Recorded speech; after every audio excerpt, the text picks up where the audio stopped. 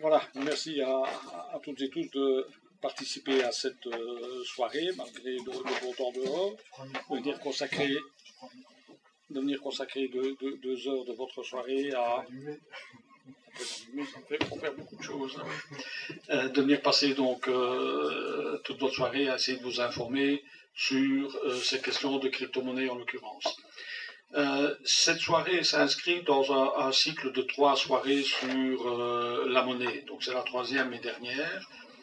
Et dans le passé, on a fait d'autres soirées aussi sur la monnaie. C'est un sujet qui est relativement creusé dans notre local. Mais donc pour parler juste de ce dernier cycle, on a fait il y a 2 mois une soirée sur la création monétaire dans le système existant, dominant. En tout cas, une vision de la création monétaire, parce qu'il y a différentes théories, différentes approches. En tout cas, c'est celle qui, dans notre groupe, nous semble la plus raisonnable ou la mieux expliquer le mieux donc la manière dont elle est créée. On a eu ensuite, donc ça c'était en guise d'introduction, sur laquelle ensuite on a voulu réagir dans les 2 soirées suivantes. Donc il y a un mois, on a fait une soirée sur 2 types d'alternatives. Une qui était, ce qu'on appelle la monnaie pleine. Je ne vais pas exposer, les personnes qui sont intéressées peuvent aller sur notre site d'Attaque Bruxelles 2, où vous voyez, comme aujourd'hui, la transcription en vidéo de la soirée. Et l'autre partie de la soirée était dédiée aux monnaies locales. C'est Bruno qui avait exposé cette partie-là. Et donc là aussi, c'est forcément sur le site internet. Et il a été choisi finalement, et ça c'est une nouveauté chez nous, on a déjà parlé un petit peu de ces autres sujets dans le passé, mais la 3e soirée sera dédiée aux crypto-monnaies. Et ça pour nous, disons, dans notre groupe local, c'est tout à fait neuf. Nous allons apprendre là-dessus, je pense, beaucoup de choses. Et moi-même, ces derniers jours, en préparant la rencontre et la soirée, j'ai commencé déjà à apprendre beaucoup sur les crypto-monnaies et sur le Bitcoin, même si j'ai conscience qu'il me reste encore beaucoup à apprendre. Donc pour nous, c'est un petit peu un saut un petit peu dans l'inconnu. Il faut dire les choses comme elles sont. Mais comme ce sont des pistes dont on parle, quand même, on entend parler de plus en plus. C'est important de savoir ce qu'il y a là-dedans, ce qu'il y a, et on va y venir un peu dans la discussion, ce qu'il y a à en retenir, et peut-être aussi des utilisations qui sont peut-être parfois moins heureuses, mais ça fera partie de la richesse du débat qu'on aura après. Donc je vais passer la parole, le micro à Saïd Deraoui, qui intervient ici comme membre de One4Web. Et je vais lui laisser expliquer un peu en 2 minutes ce que c'est One4Web, parce que c'est important de savoir comment cette réflexion s'inscrit dans le travail militant de Saïd, et je pense de nombre de personnes qui sont ici aussi dans la salle. Donc si tu peux te présenter, et puis alors commencer directement ton exposé. Alors, merci, bonjour. Merci de m'avoir invité pour essayer de comprendre la crypto-monnaie. Est-ce que l'alternative existe déjà? Je fais partie d'une association qui s'est fondée au départ à Bruxelles, qui essaye de défendre tout ce qui est les aspects de la vie privée sur la toile publique et Internet. Dans cette partie, on a à la fois les logiciels libres, la sensibilisation, la vulgarisation des technologies, des nouvelles technologies, et dans ce contexte, aussi les crypto-monnaies, et en tout cas les alternatives d'échanges qui ne sont pas maîtrisées par une entité. Dans un code ouvert ou une lecture qui va permettre de contrôler tout à chacun ces informations. Aujourd'hui, évidemment, on ne se rend pas toujours compte, quand on souscrit un service, comment les informations de votre personne peuvent véhiculer sur le web, et notre association essaie de vulgariser ça. Alors la crypto-monnaie, c'est vraiment quelque chose de très particulier. Je vais parler après plus précisément du blockchain et de son fonctionnement. Je ne suis pas ici à vendre la solution du Bitcoin en particulier ou du Litecoin. Je viens ici pour essayer d'expliquer en quoi cette technologie sur une toile Internet peut susciter l'engouement tel qu'on le connaît aujourd'hui dans certains secteurs, en tout cas monétaires, sur cette monnaie et ces crypto-monnaies. Alors, je vais peut-être me lever, pour moi comme comme ça c'est un petit peu plus facile. Je ne serai pas face à mon ordinateur. Je préfère vous voir. Alors ici, je veux quand même, pour rentrer dans le détail, si vous voulez, j'ai des Alka-Seltzer pour après la rencontre. On va commencer par des prérequis qui me semblent quand même très importants pour comprendre le concept, puisqu'ici on va parler plus de concept que du Bitcoin, même si on va le prendre comme exemple, mais c'est pour réfléchir vraiment sur le concept. Dans les prérequis, on va partir de la base, qui est les modèles d'échange traditionnels qu'on voit sur le marché bancaire et monétaire. On va avoir les réseaux bancaires avec le monde de la monnaie réelle, les monnaies internes, les transactions entre la banque centrale et les banques. Je peux comprendre que vous avez passé de nombreuses réunions à bien décortiquer tous ces aspects-là. Et on va retrouver aussi dans ce mécanisme une forme ingénieuse de régulation entre les banques, qu'on connaît par les chambres de compensation. Je ne vais pas rentrer dans le détail technique, mais en gros, on a effectivement tout un réseau parallèle à la monnaie réelle qui fait que par la confiance, on va pouvoir avoir des transactions entre les banques. Cette fonctionnalité, toutes ces fonctionnalités, c'est un peu comme tenir une trésorerie d'une société, tenir une trésorerie personnelle, un livre de compte. On se retrouve en fait dans des solutions très centralisées, c'est-à-dire que tous les inputs et les outputs sont gérés par une seule entité qui va gérer. Vous allez avoir tant à la fois, on peut appliquer ce concept aux banques, aux paiements en ligne ou encore aux livres de compte. Quand on est dans une société, c'est le trésorier qui va s'occuper d'inscrire toutes les entrées et sorties, et donc il va les valider, c'est lui qui va faire attention à ce qu'il n'y ait pas 2 fois le paiement ou 2 fois la dépense, ou 2 fois l'entrée. Il va essayer de contacter son client, etc. Ça, c'est pour la méthode traditionnelle. Alors, évidemment, dans cette méthode, on se dit, il n'y a pas d'autre solution. Il faut bien qu'il y ait un garant de la comptabilité, un garant de l'ouverture, de la gestion des comptes, tel qu'il soit. Alors évidemment, est-ce qu'on pourrait partager cette tâche? Si on veut travailler de manière équilibrée, si on est à plusieurs, est-ce qu'on peut partager des tâches journalières d'une société, par exemple, et se dire, est-ce qu'on peut avoir plusieurs trésoriers qui s'occupent? À ce moment-là, on va la décentraliser, c'est-à-dire qu'on va avoir des comptables qui vont gérer une partie de la comptabilité, on va un peu la décentraliser. In fine, ça reste quand même très hiérarchisé, très centralisé. Comment essayer d'arriver à un système distribué? C'est très compliqué et c'est là tout le fond de la question de ce soir. Et ce que je vais essayer de vous expliquer, c'est qu'avec des technologies numériques, on peut arriver à un système dit distribué.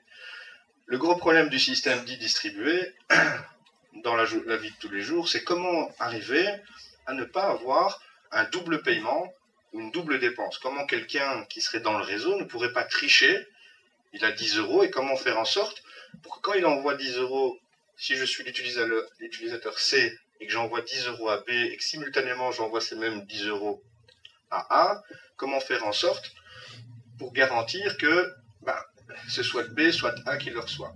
Aujourd'hui, on le fait avec la monnaie, avec des vrais billets, essayer qu'ils ne soient pas faux. La falsification est encore une autre chose. Et on paye pour avoir confiance, et on a confiance au billet, on a confiance en l'échange. Et là, dans un système distribué, c'est très compliqué d'avoir des échanges de confiance, et donc d'éviter qu'on puisse avoir des transactions doublons. Alors, évidemment, dans la méthode traditionnelle, on n'a pas cette problématique, puisque tout est centralisé, donc il n'y a pas de problème de transaction de doublons. On va pouvoir valider chaque transaction, une fois qu'elle rentre, elle sort, une après l'autre, en fonction d'un eurodatage précis. Donc, on ne va pas vraiment se préoccuper de cette question. Si je vais un peu vite, n'hésitez pas. Alors, toujours dans les prérequis, je vais essayer de vous expliquer, j'indique robots ou bots numériques. Bon, on les connaît peu, on les côtoie tous les jours. Ce sont des machines qui analysent et fonctionnent de manière automatisée, qui n'ont pas besoin d'action de l'homme pour faire des opérations simples. Elles vont par exemple analyser vos transactions, voir s'il y a des irrégularités, et même dans un système centralisé, on va retrouver des robots qui vont analyser les flux pour voir s'il y a des erreurs ou pas dans les comptabilités. Les robots, évidemment, ça reste une suite logique de raisonnement, sinon et si, alors sinon, et après on va pouvoir mettre une recette et ajouter à ce robot tout un phénomène complexe d'action. Je vous le survole, vous y verrez plus clair peut-être plus tard. L'avantage d'un robot, c'est qu'il peut être autonome, il est complètement automatique, ils communiquent entre eux, ils n'ont pas besoin d'action de l'homme, ils n'ont pas besoin d'administrateur, ils n'ont pas besoin de gestion humaine. C'est un système qui s'auto-suffit. C'est-à-dire que les robots vont ériger entre eux des élections, vont élire les machines qui vont diriger les nœuds du réseau, ou pas, ils vont pouvoir communiquer entre elles et s'échanger des flux d'informations sans pour autant qu'il y ait une action de l'homme.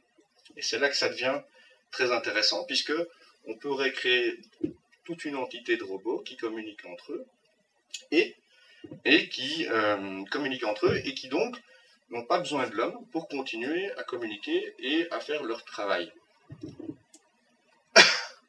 Toujours dans cette logique de numérisation, bon, on a le cryptage. Je veux juste vraiment faire un bref passage sur cette chose complexe qu'on appelle le cryptage. Alors le cryptage, il est très vieux. Hein. C'est très très vieux, les techniques de cryptage. On remonte, on pourrait reprendre Jules César avec sa technique de décalage, de shift, qui est une méthode de cryptage comme une autre. Ici, je veux parler du cryptage symétrique. On pourrait parler, par exemple, de la Deuxième Guerre mondiale, les premiers gros systèmes Enigma, peut-être ceux entendus parler, avec un système de cryptage simplifié, où on va avoir la même clé pour crypter que pour décrypter. C'est très très bien pour fonctionner. Seulement, évidemment, vous devez d'abord transmettre la clé de décryptage ou la clé de cryptage à votre interlocuteur de manière sûre.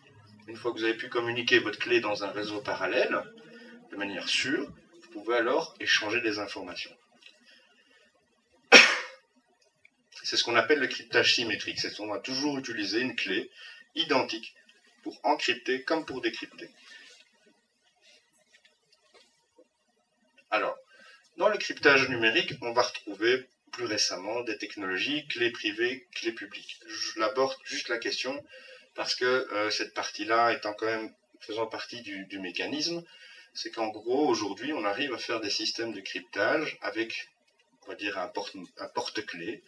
Et dans ce porte-clés, je vais donner des clés privées et des clés publiques. C'est juste la notion qu'il faut retenir. Ici, je donne un exemple de cryptage où j'ai mon message en clair. Ça peut être un mail, par exemple. Vous pouvez l'appliquer avec des mails aujourd'hui. J'envoie mon mail, mon message est en clair, je l'encrypte avec ma clé privée. Ce message étant encrypté, j'envoie mon message à travers un réseau public et une fois qu'il est reçu par mon correspondant, à qui j'ai donné ma clé publique, cette personne pourra décrypter le message. À la différence que le système symétrique que je vous ai présenté précédemment, c'est qu'avec une clé symétrique, vous pourrez crypter et décrypter. Ici, je ne pourrai que décrypter. Avec la clé publique, je ne pourrai que décrypter le message, je ne pourrai pas encrypter, me faire passer pour l'interlocuteur qui est en face. C'est un peu complexe, ça fonctionne dans les deux sens, c'est ce qu'on appelle le cryptage asymétrique. On a deux clés, une qu'on va garder pour soi et une qu'on va donner à ses interlocuteurs pour pouvoir communiquer et échanger de manière sécurisée des informations. La réponse dans ce cas-là, monsieur, sera avec une clé privée autre que la clé publique et inversement. Tout à fait, tout à fait. Donc il faut deux clés par... C'est ça, chaque personne a son trousseau de clés privées et publiques et donc on va échanger avec les personnes les clés publiques avec qui on veut échanger et à ce moment-là, les personnes pourront vous répondre à son tour en cryptant avec sa clé privée. Comme vous avez sa clé publique, vous pouvez alors du coup lire la communication. Tout à fait, il faut évidemment que ça fonctionne dans ces deux sens-là. Donc, la différence, par clé publique, on entend une clé que l'émetteur construit, met en place, et c'est la même clé qu'il distribue à tous, s'il a 5 interlocuteurs, il distribue la même clé. Par exemple, ça peut l'être soit avec une clé publique pour une donnée particulière, mais ça peut être plusieurs clés publiques pour plusieurs types de données. Ça n'a pas enfin, ça, on peut y appliquer comme on veut. Mais effectivement, à la base, vous cryptez avec votre clé privée et vous pouvez distribuer tant de fois de personnes que vous voulez votre clé publique pour qu'elle puisse comprendre ce que vous lui dites.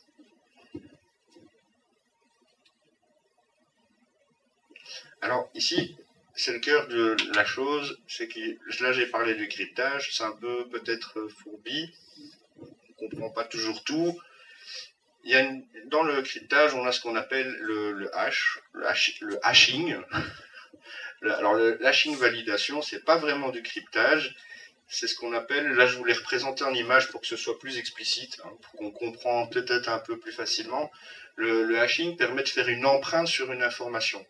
Une empreinte qui ne représente pas forcément la taille complète de l'information. Ici, on voit la Joconde au-dessus, et si j'utilise cette méthode d'empreinte, je veux l'appliquer à une conversion d'image en très très basse résolution. Et je veux obtenir un truc tout pixelisé. Hein. Et cette image pixelisée, je veux la conserver, ce sera l'empreinte du tableau.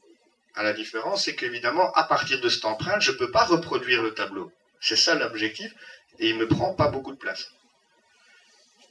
Je vais prendre un autre tableau, je vais appliquer le même procédé, et on s'aperçoit que le résultat de l'empreinte est différent. Et donc, ça, c'est les notions de hash, où on va donner à une valeur, à une donnée, à une image, une empreinte numérique qu'on ne pourra pas falsifier, et à partir de cette empreinte numérique, on ne peut pas non plus reconstruire la donnée initiale. Elle permet juste de valider que cette donnée est bien celle qu'on nous a envoyée, par exemple. C'est comme un accusé de bonne réception, de bonne validation de la donnée. On va pouvoir dire, ben tiens, ça c'est un faux, ça c'est un vrai. Alors, pour ceux qui font un peu de maths et d'informatique, voilà si je tape le password de mon mot, vous allez retrouver différents types de hashing. Vous voyez qu'il y en a des très gros qui vont générer plus de caractères que ce qu'il y en a. Mais au départ, c'est vraiment avoir une empreinte numérique qui permet de faire correspondre, sans connaître initialement la donnée, par exemple aussi.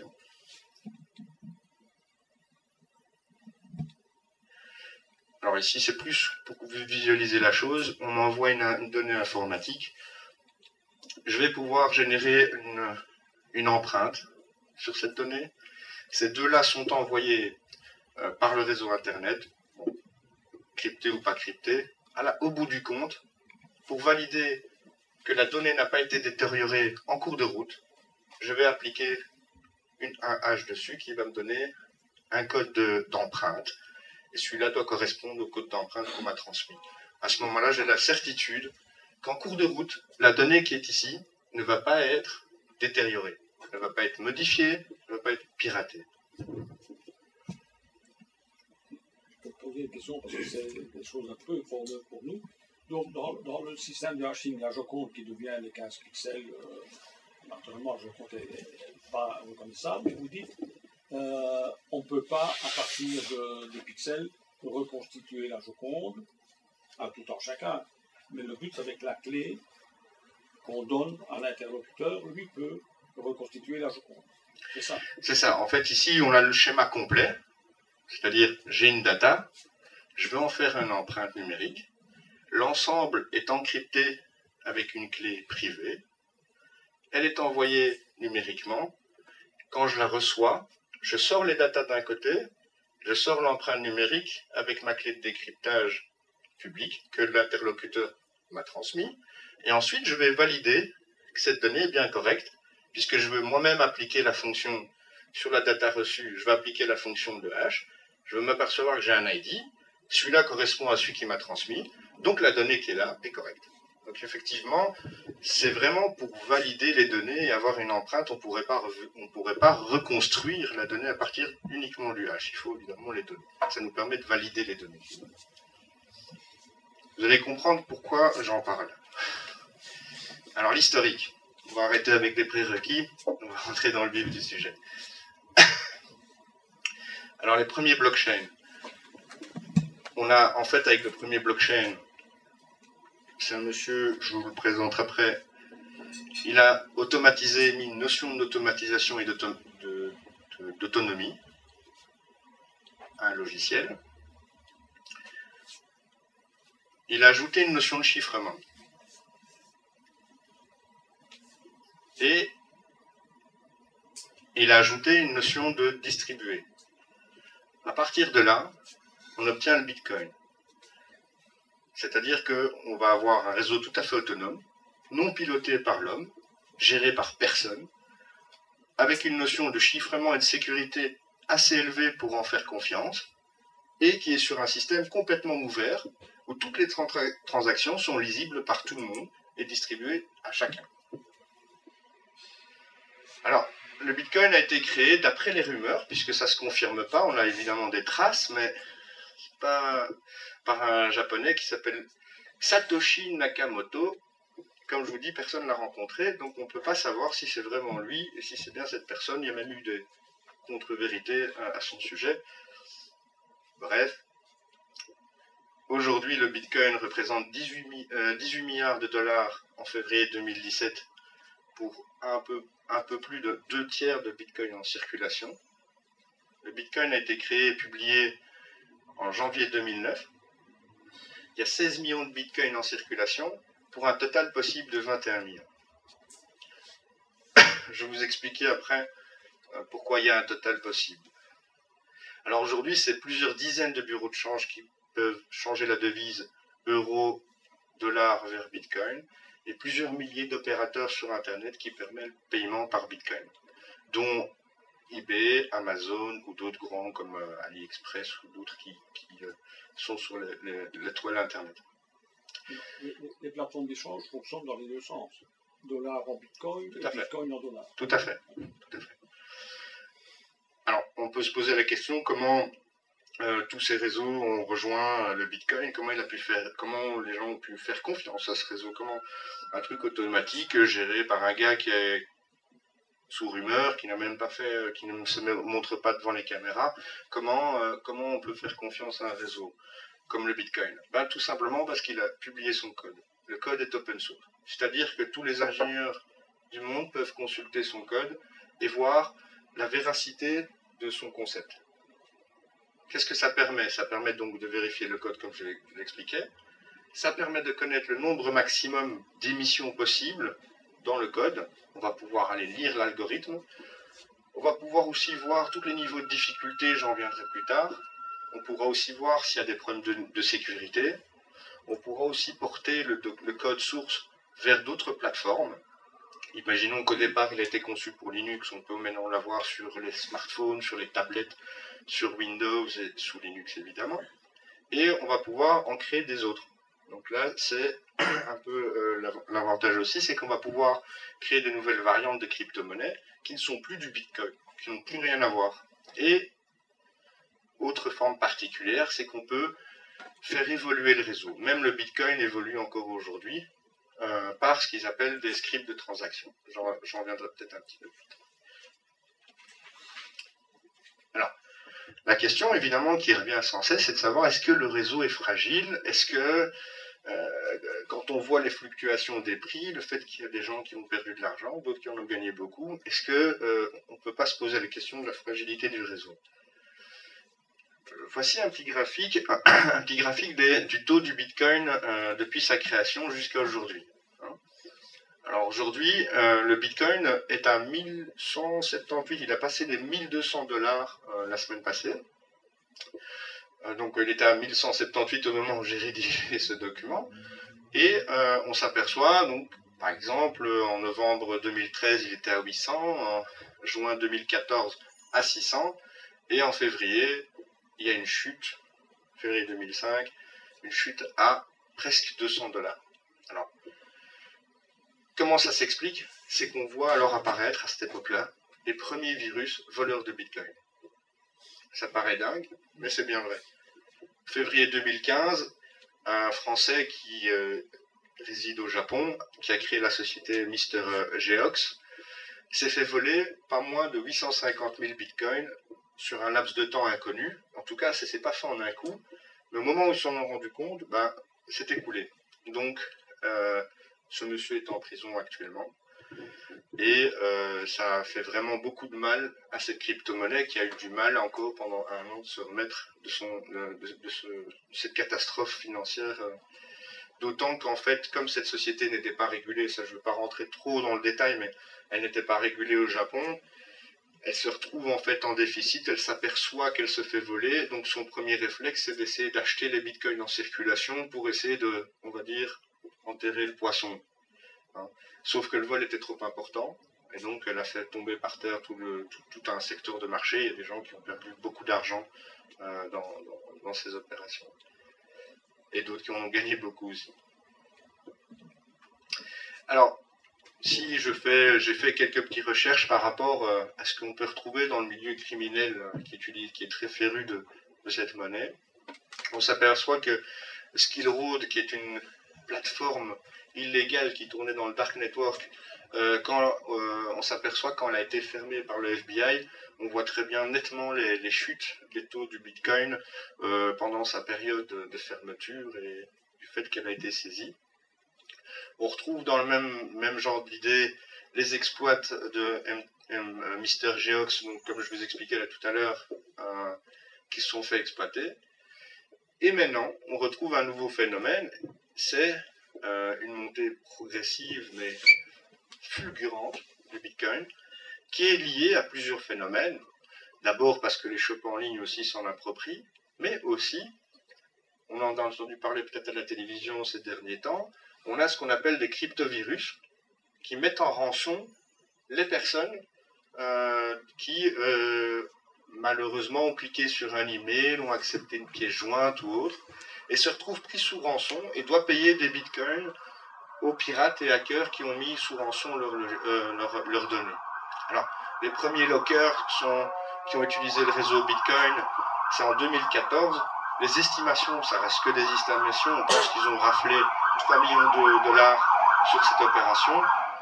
Plus récemment, le Crypto Hall, qui était l'année passée et l'année d'avant fort infecté en Europe, Crypto Hall, on estime 18 millions de dollars de rançon qui seraient emmagasinés en piratant les gens. Et évidemment, la technique est toujours la même, on vous crypte les données, puis on vous donne un numéro de compte anonyme dans lequel vous devez aller payer vos bitcoins. Une fois que vous avez donné la rançon, il n'y a aucune possibilité pour les services de police, pour qui que ce soit, de retrouver qui a reçu cet argent, et vous recevez vos données à nouveau, et avec un grand sourire, le hacker va vous dire de faire attention la prochaine fois et d'avoir un backup de vos données. Alors ici, ce qui est assez frappant, c'est qu'en un peu plus de 24 mois, on a presque fait x3 sur le taux du Bitcoin sur le marché. Et voilà, on peut difficilement dire que ce n'est pas à cause de ces monnaies, même si on n'arrive pas à estimer réellement ce que ça représente. Parce que bon, x3, c'est pas 18 millions de dollars qui va faire grimper le Bitcoin de cette manière-là. Évidemment, les estimations des escrocs, on ne sait pas le faire. On sait le faire que à partir des témoignages des sociétés qui ont dit « Ah, moi je me suis fait escroquer, j'ai dû payer 2000 ou 3000 euros en Bitcoin pour récupérer mes données. » Celles qui ne le disent pas, elles payent, et ça, personne ne saura ce que ça représente comme montant. En tout cas, là, ce qui est sûr, c'est qu'avant 2014, il n'y avait pas de cryptovirus qui utilisaient le réseau du Bitcoin. Et on ne peut pas voir une montée aussi flagrante que celle qu'on connaît aujourd'hui, puisque les vagues de contamination des cryptovirus ne fait que croître. On peut le voir donc la semaine passée, comme je disais, plus de 200 000 machines en moins de 3 jours ont été contaminées. Même des usines ont même dû fermer leurs portes à cause de ce chantage abusif de ces hackers. Alors on a plus de 30 crypto-monnaies. Je viens de parler du Bitcoin, mais en fait on a le Bitcoin qui a un Bitcoin pour 1128, 178, 1200 dollars. On n'est plus à 2 dollars près. Et le Litecoin qui est un autre, un peu du style, qui lui est un Litecoin pour 26 dollars. Il est light. Il y en a une trentaine, très variées, avec des règles tout à fait différentes de l'une de l'autre, mais qui a une base fondamentale, qui reste la même, qui est de dire que c'est un réseau décentralisé avec un système d'anonymisation des transactions. Alors sur un billet de dollar, je vais vous expliquer maintenant le fonctionnement du Bitcoin. J'espère qu'avec les prérequis, vous allez comprendre. Alors sur le billet de dollar, vous verrez en Dieu nous croyons. Et l'analogie à ça, c'est que dans les bitcoins, ceux qui font du bitcoin vont plutôt dire en la preuve nous croyons. Comme je vous ai parlé là tout à l'heure, on parle vraiment de réseau de confiance et comment faire confiance. Alors comment ça marche? Au départ, on va parler d'une simple transaction. Ici, ça peut être du bitcoin, ça peut être du litecoin, ça peut être une autre transaction numérique. Cette transaction, je l'envoie vers quelqu'un que je ne connais pas forcément, qui n'a pas forcément confiance en moi, je ne vous connais pas. Cette transaction, comme j'ai expliqué, est encryptée. Et il y a des clés de validation qui sont créées. Une fois que cette transaction, cette donnée cryptée et avec ces clés de validation, est envoyée dans un réseau. Ce réseau, c'est une multitude de machines, comme la vôtre, qui se trouvent connectées entre elles. Ce sont tous des robots qui communiquent entre eux. Et une série de machines va valider la transaction et l'ajouter dans une chaîne. Une fois qu'elle est ajoutée dans cette chaîne, elle est infalsifiable. Et donc du coup, une fois que la chaîne votre maillage est créé dans la chaîne, votre transaction est dans la chaîne, elle est redistribuée au reste du réseau, et en bout de course, le vendeur reçoit ses fonds. Alors, la vérification des transactions n'est pas nécessaire pour tous les membres du réseau. Il faut qu'une série de machines vérifie la transaction et la valide. Alors, une transaction. Je vais répéter à nouveau comme je vous ai montré en plus en détail. J'envoie un Litecoin à B. Je ne connais pas cette personne, cette transaction est inscrite dans un bloc. Ce bloc est transmis à l'ensemble des membres du réseau. Une fois que le bloc arrive dans le réseau, il est validé par un certain nombre de personnes du réseau et il est ajouté à une chaîne infalsifiable. Et à ce moment-là, B reçoit son argent. Autant vous dire que la transaction n'est pas instantanée. Ce n'est pas bon contact. Ici, on parle de 15 à 2 heures pour valider une transaction, de 15 minutes à 2 heures pour valider une transaction. On parle de plusieurs membres pour valider la transaction. Ça veut dire quoi? Plusieurs membres. Tout à fait, j'y viens. Tout à fait.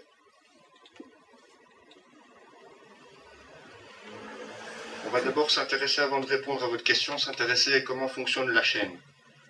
Je vous ai expliqué là tout à l'heure qu'on va prendre un ensemble de données et créer une empreinte numérique.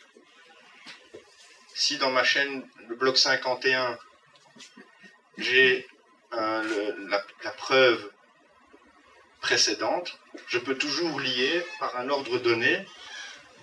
Le bloc 51 est toujours lié au 52, le 52 toujours au 53, et le 53 toujours au 54. On ne peut pas permuter les blocs et on ne peut pas les falsifier. Si on falsifie le bloc, l'empreinte numérique ne sera plus la même. Si on essaye de déplacer un bloc ou retarder une transaction, elle ne sera plus dans la chaîne. Et donc, ainsi de suite, vous allez pouvoir garantir les blocs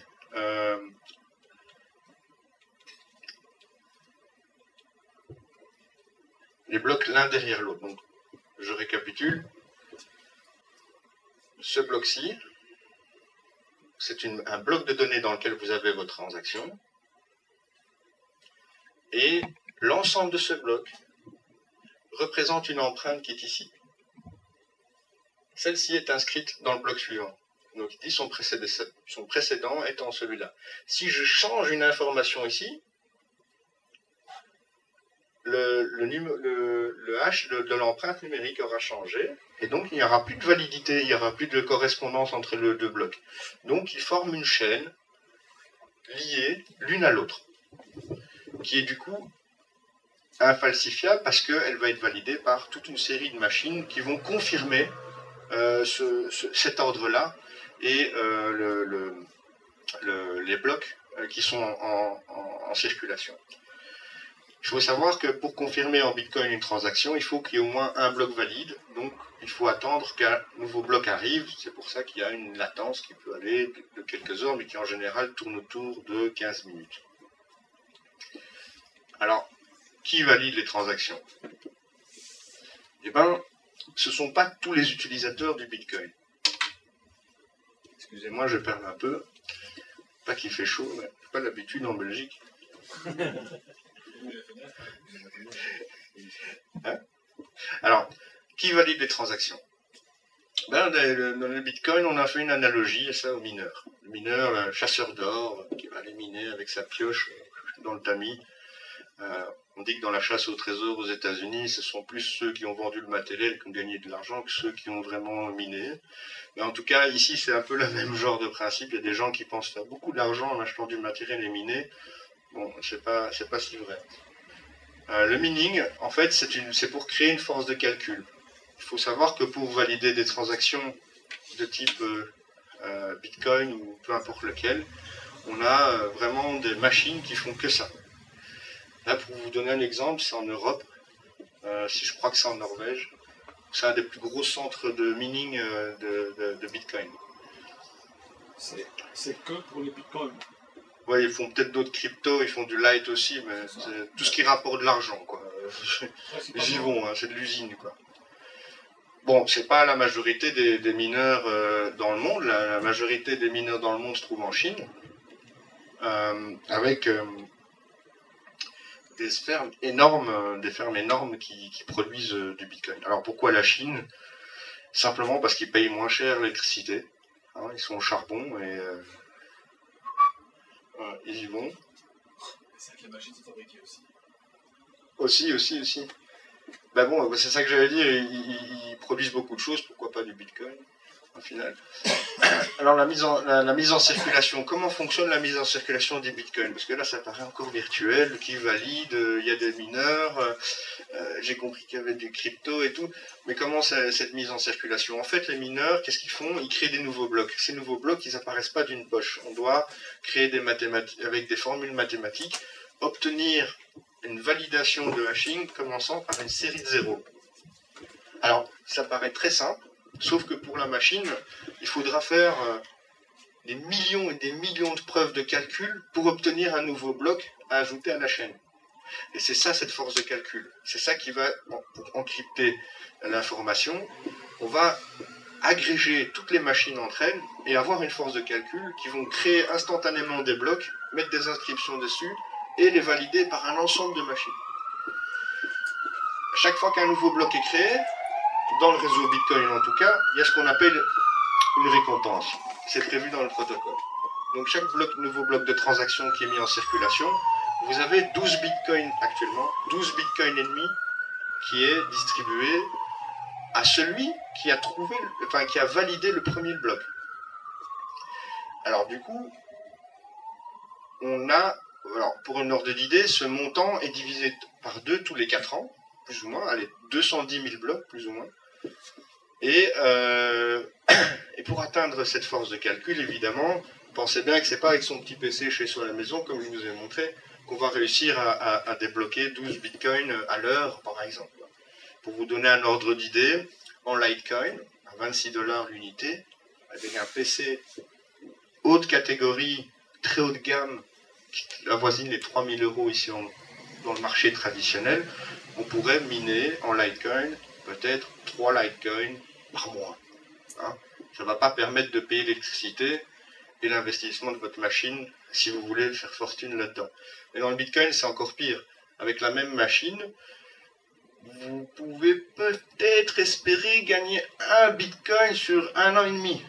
Mais encore, il n'y a pas de certitude, hein, parce que la force de calcul, à un moment donné, c'est celui qui va réussir à trouver la preuve en premier. J'ai une question à ce stade-là.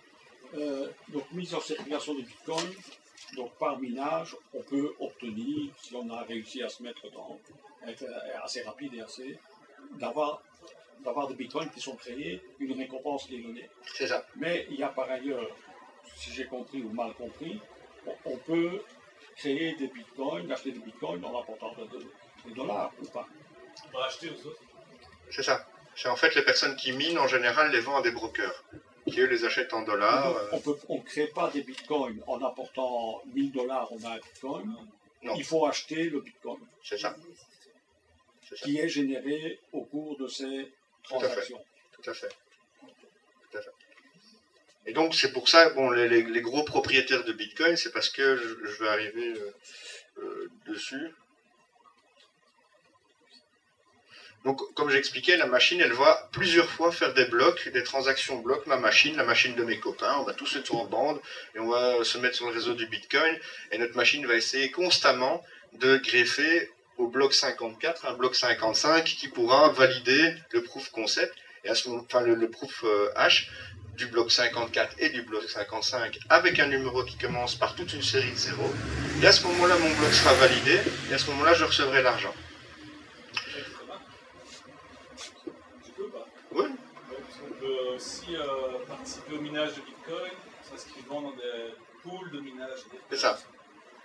On peut mettre individuellement ses puissances de calcul au service d'un réseau de minage, et lorsqu'il y a une transaction qui est validée, la récompense en gros Bitcoin est partagée entre toutes les personnes qui sont inscrites.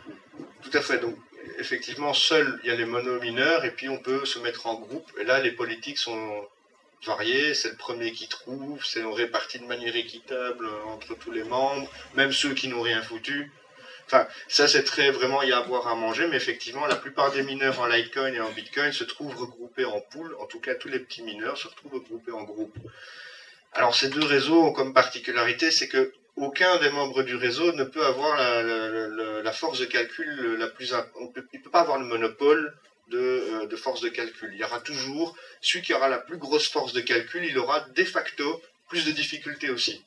Donc je vais y venir plus tard, mais il y a une notion de difficulté à prendre en compte où, comme j'expliquais, aujourd'hui c'est 12 bitcoins et demi par bloc, hier c'était 25, demain ce sera 6,5. Donc pour la même force de calcul, vous allez gagner de moitié. Et c'est fait exprès, c'est pour donner un niveau de difficulté au réseau et aux machines, puisque les machines évoluent année après année. Fatalement, il faut faire évoluer l'algorithme pour qu'il soit plus difficile année après année. Il réapparaît. Et la raison pour laquelle les haches doivent commencer par des zéros, une série de zéros, c'est arbitraire. Là, c'est en fait dans la crypto, dans les blockchains, il y a plusieurs types de cryptage, enfin plusieurs types de proof, de preuves. Dans le Bitcoin, on va utiliser les zéros parce que c'est des processus de hashing qui vont plus travailler sur des algorithmes de vectorialisation. Donc, là, c'est plus compliqué, mais si vous voulez, c'est pour empêcher les gens avec le PC lambda de miner du Bitcoin. Il peut le faire, mais ça ne va pas être efficace. Pour aller faire du mining de Bitcoin, on va plutôt utiliser des CPU spécifiques au graphisme, par exemple. On va utiliser le polygonique, les axes Y, et on va pouvoir alors faire des calculs plus complexes, et les zéros sont liés justement à la complexification, c'est qu'on va pouvoir matcher, maintenant ça peut être 1-1-1. Pour le Bitcoin, en tout cas, c'est 6 fois 0, c'est pour donner, si vous voulez, une particularité au bloc, sinon on peut utiliser n'importe quel bloc de transaction pour être validé et inscrit dans la chaîne, mais à ce moment-là, vous n'avez plus une production linéaire. Au plus vous avez une force de calcul, au plus vous allez produire des bitcoins, au plus il y en a, au moins il aura de valeur. Et donc on n'a plus l'objectif de départ, qui était de dire on va créer un niveau de difficulté pour créer une rareté dans la monnaie, créer une émission limitée et contrôlée automatiquement. Ce qui ne serait pas le cas si on baserait simplement sans aucune règle, qu'on validerait un bloc, ce qui serait tout à fait techniquement possible de miner des blocs, de miner des transactions, faire des proof concept, des proofs de hash dessus, sans pour autant qu'ils commencent par 0, on peut s'en foutre, mais à ce moment-là, à chaque fois qu'on va en produire un, on va émettre de la monnaie en circulation, à chaque fois il y en aura plus, à chaque fois elle va perdre de la valeur, et il y en aura trop. Et donc à ce moment-là, est-ce que ça a vraiment un sens? Donc le concepteur au départ, il a vraiment voulu limiter l'émission du Bitcoin en ajoutant cette notion de difficulté, cette notion de limitation de blocs. Ce qui fait un peu sa rareté. On en parlait justement avec les pools et les groupes. Là, tout de suite, on a vu les pros. Là, il y a effectivement les pools et les pools ils ont une force de calcul groupée. Ils ont des politiques de rétribution variées. Ils ont des réseaux, ils peuvent valider. Il n'y a pas de triche, tout est automatisé. Il n'y a pas de double transaction possible. Par contre, le Bitcoin a un gros problème, c'est sa consommation énergétique.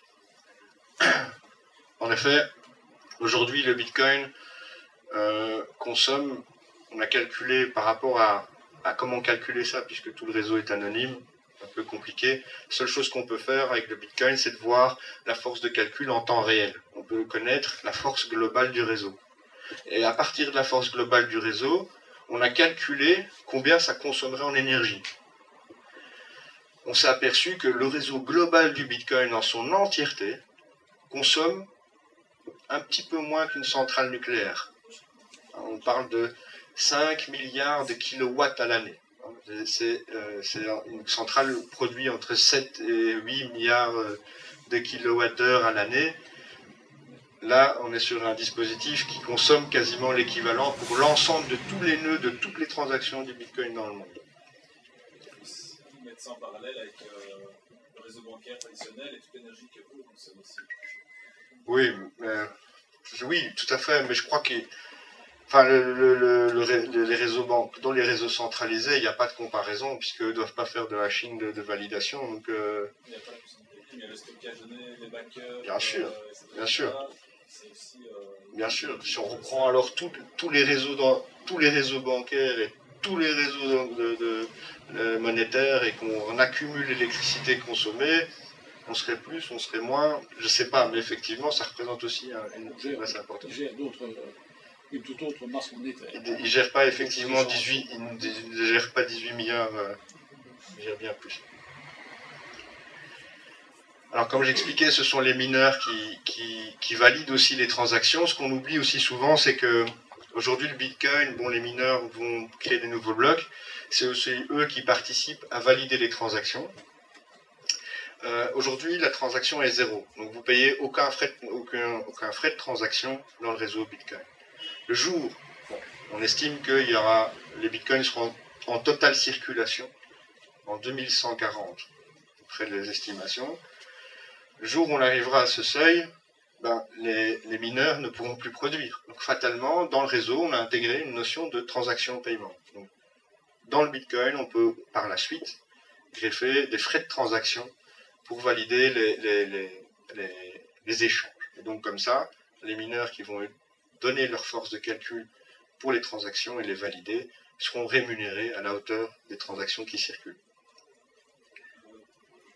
Est-ce que la difficulté de minage va continuer à croître une fois qu'on a émis toutes les 21 millions de bitcoins?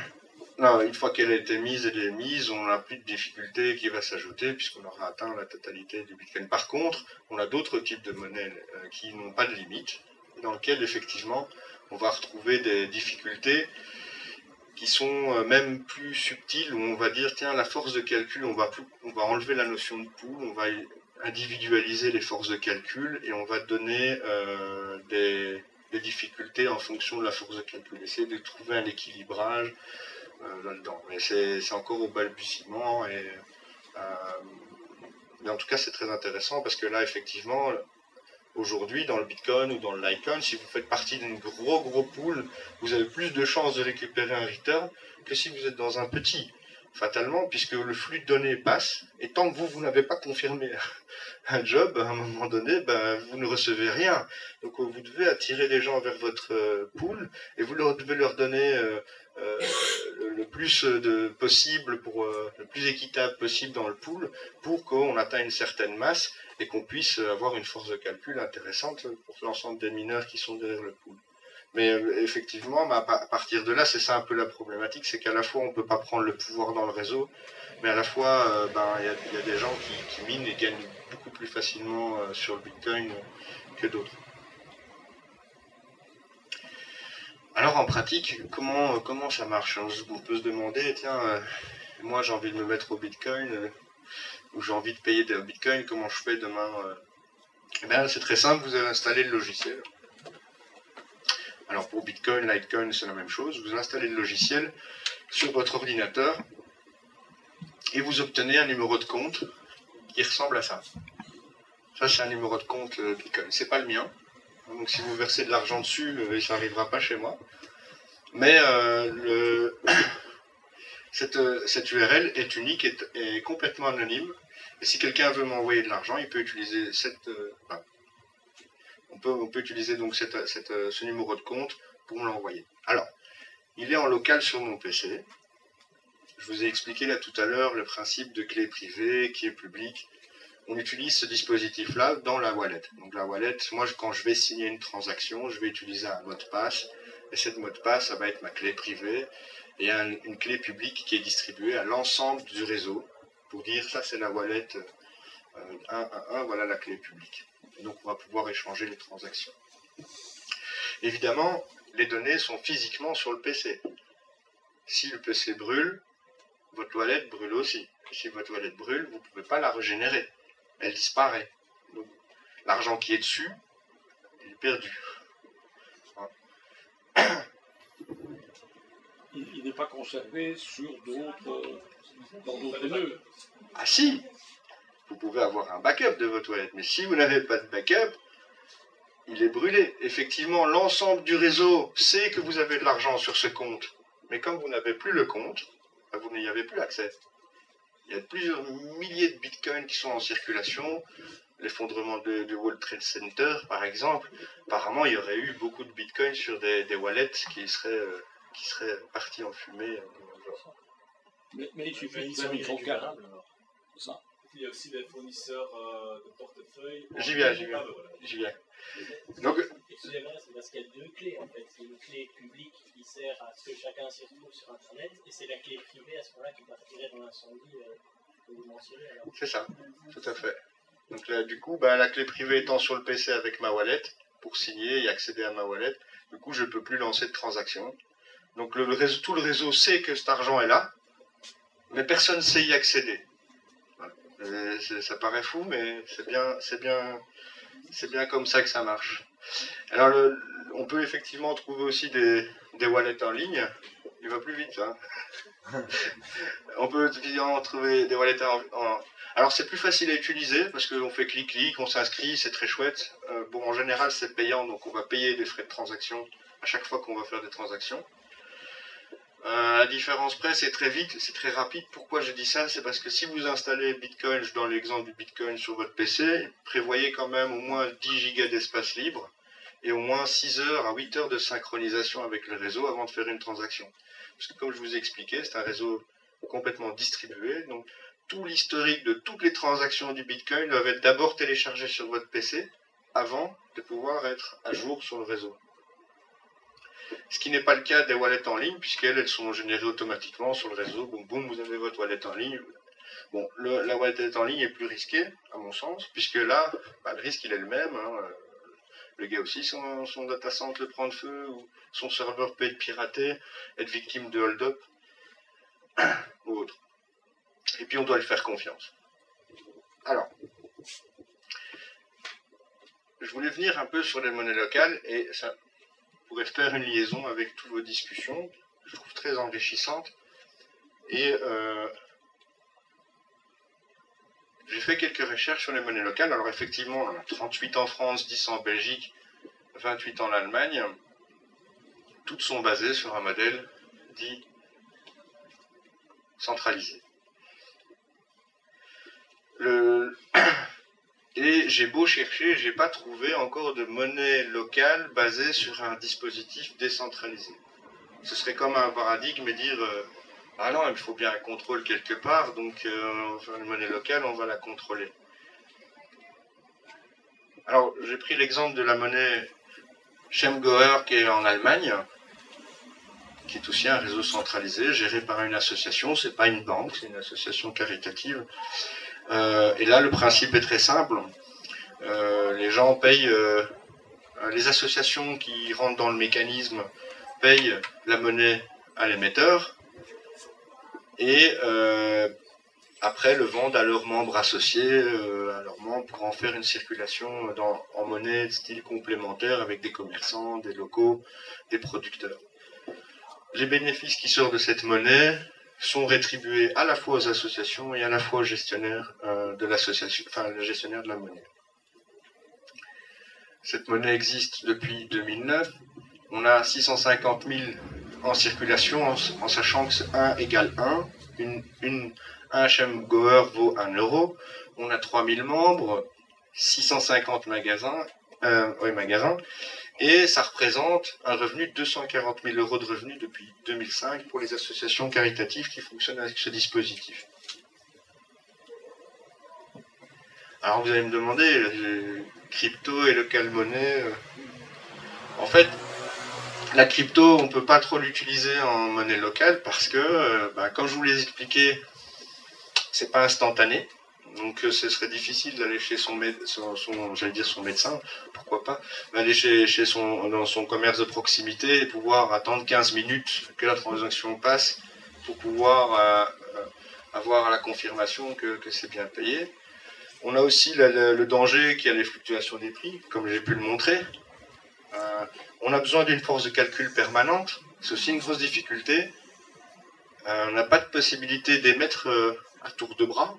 Si maintenant on est dans une période intéressante où il faut valoriser les associations, qu'il y a des nouveaux projets, c'est plus compliqué.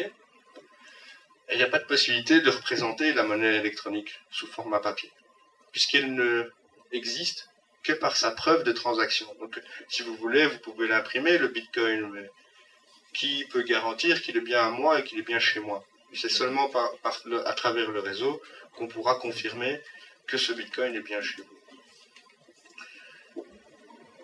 Du coup, ça ressemblerait pas très compatible. Par contre, on peut faire des échanges par Internet, on peut garantir les transactions et on peut faire des transactions anonymes. On a bien remarqué ce que ça peut coûter. Alors là, c'est juste un concept, c'est essayer de réfléchir un peu plus loin que le niveau local, au niveau des monnaies locales. Ici, j'ai pris 3 monnaies locales belges.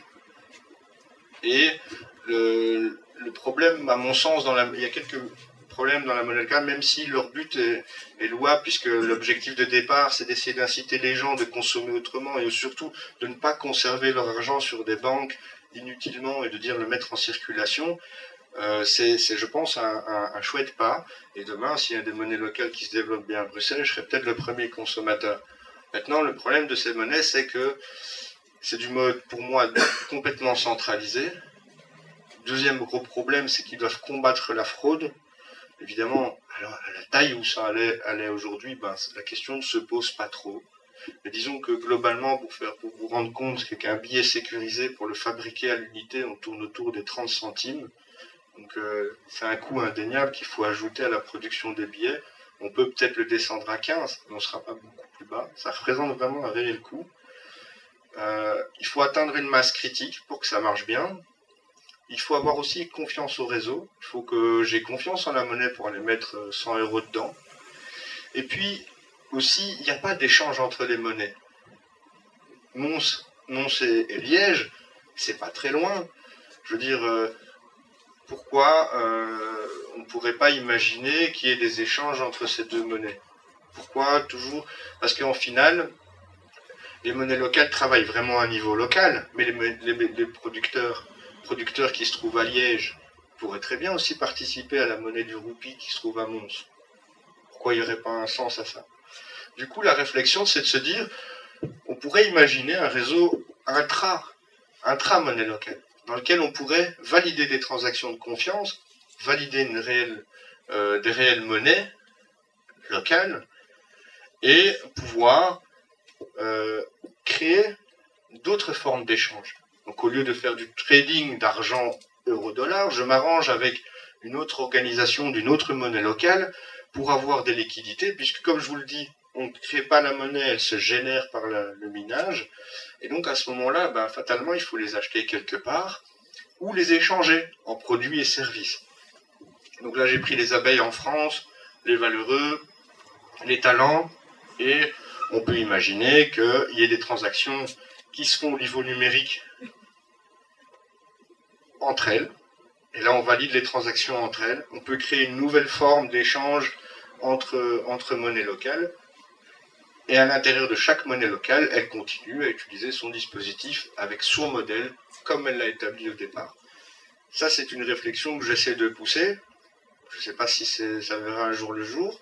En tout cas, ça a le mérite de penser, de se dire, aujourd'hui, si on réfléchit bien, quel sens le commerçant, si ce n'est, je vous donne un exemple, que ce soit les valeureux ou les talents, si ce n'est la promotion des petits commerçants locaux, qui est de dire, tiens, on va faire une alternative à la carte Deleuze.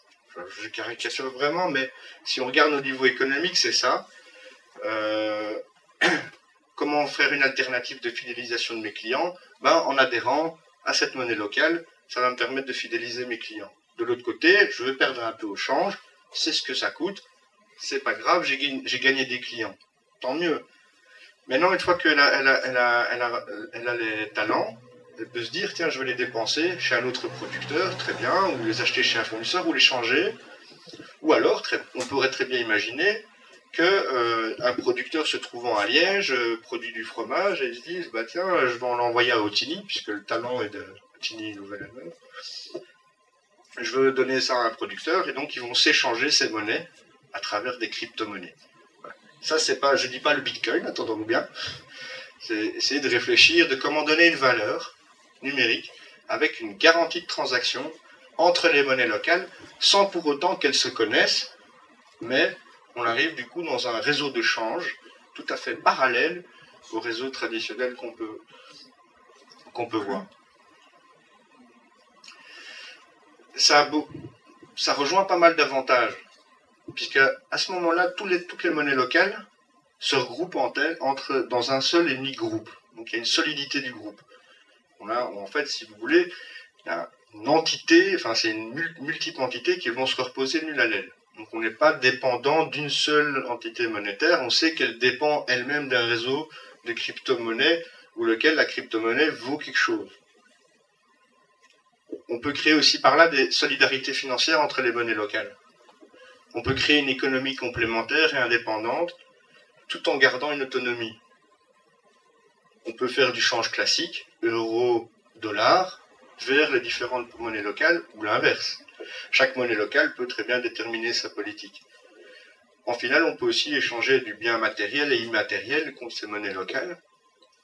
Et enfin, on a plus de confiance au niveau local, à prendre cette monnaie, puisqu'elle dépend d'un réseau beaucoup plus global d'autres monnaies. Et aussi, ça permet de créer des nouvelles formes de paiement. Je marquais ici le crowdfunding de paiement ou de transaction. Ça peut être pas forcément être de l'argent, ça peut être des documents, ça peut être on parlait là tout à l'heure de cadastre, d'actes notariés. On peut imaginer d'appliquer ce dispositif conceptuel de décentralisation et d'échange de transactions sur d'autres choses que la monnaie. Par exemple, je donnais le crowdfunding, parce que le crowdfunding, c'est quoi le principe? C'est qu'on veut atteindre un montant pour un projet, et chaque personne va mettre un petit montant. En général, il y a toujours une entreprise qui se fait entre les deux, qui prend un petit pourcentage pour le crowdfunding, et qui, louable ou pas, peu importe, et qui va susciter les gens en disant, voilà, venez mettre de l'argent. Si le montant n'est pas atteint, et que le gars a obtenu 10-15% du montant qu'il désirait pour réaliser le projet, l'argent est redistribué aux personnes, en disant, on n'a pas réussi à avoir l'argent, on vous redistribue l'argent. Et c'est le site qui produit le crowdfunding, qui va gérer ces aspects-là. Encore une fois, c'est centralisé. Avec des réseaux de crypto-monnaies, on peut faire la même chose, mais de manière totalement automatisée. C'est-à-dire, on peut faire des transactions de type crowdfunding, où on va dire, je veux atteindre le 10 Litecoin pour mon projet. Toutes les personnes de manière anonyme vont pouvoir mettre de l'argent dessus, et il ne va être débloqué chez moi qu'au moment où on aura atteint les 10. Tant qu'il n'aura pas atteint les 10, il va rester dans le réseau et il ne va pas être validé. Et donc je ne serai pas le bénéficiaire, vous, votre argent, il est sorti du réseau, enfin, il est sorti de votre porte-monnaie, mais il n'est pas confirmé comme étant réceptionné de l'autre côté, il est en flottement dans le réseau. Une fois que vous avez obtenu une fois que on a atteint le montant des 10 Litecoin qui a été déterminé au départ dans le crowdfunding, à ce moment-là, il est débloqué et vous recevez l'argent.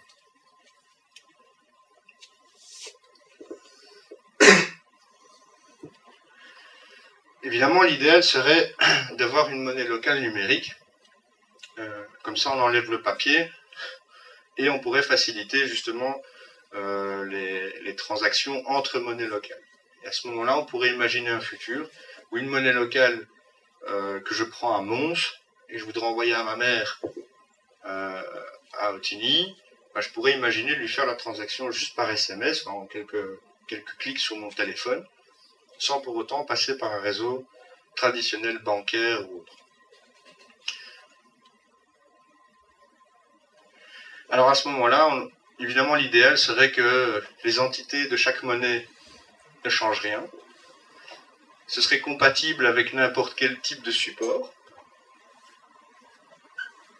On pourrait avoir des transactions entre monnaies locales, renforcer la valeur réelle d'une monnaie locale, permettre la participation au réseau, donc que les gens mettent à disposition leur force de calcul pour valider des transactions.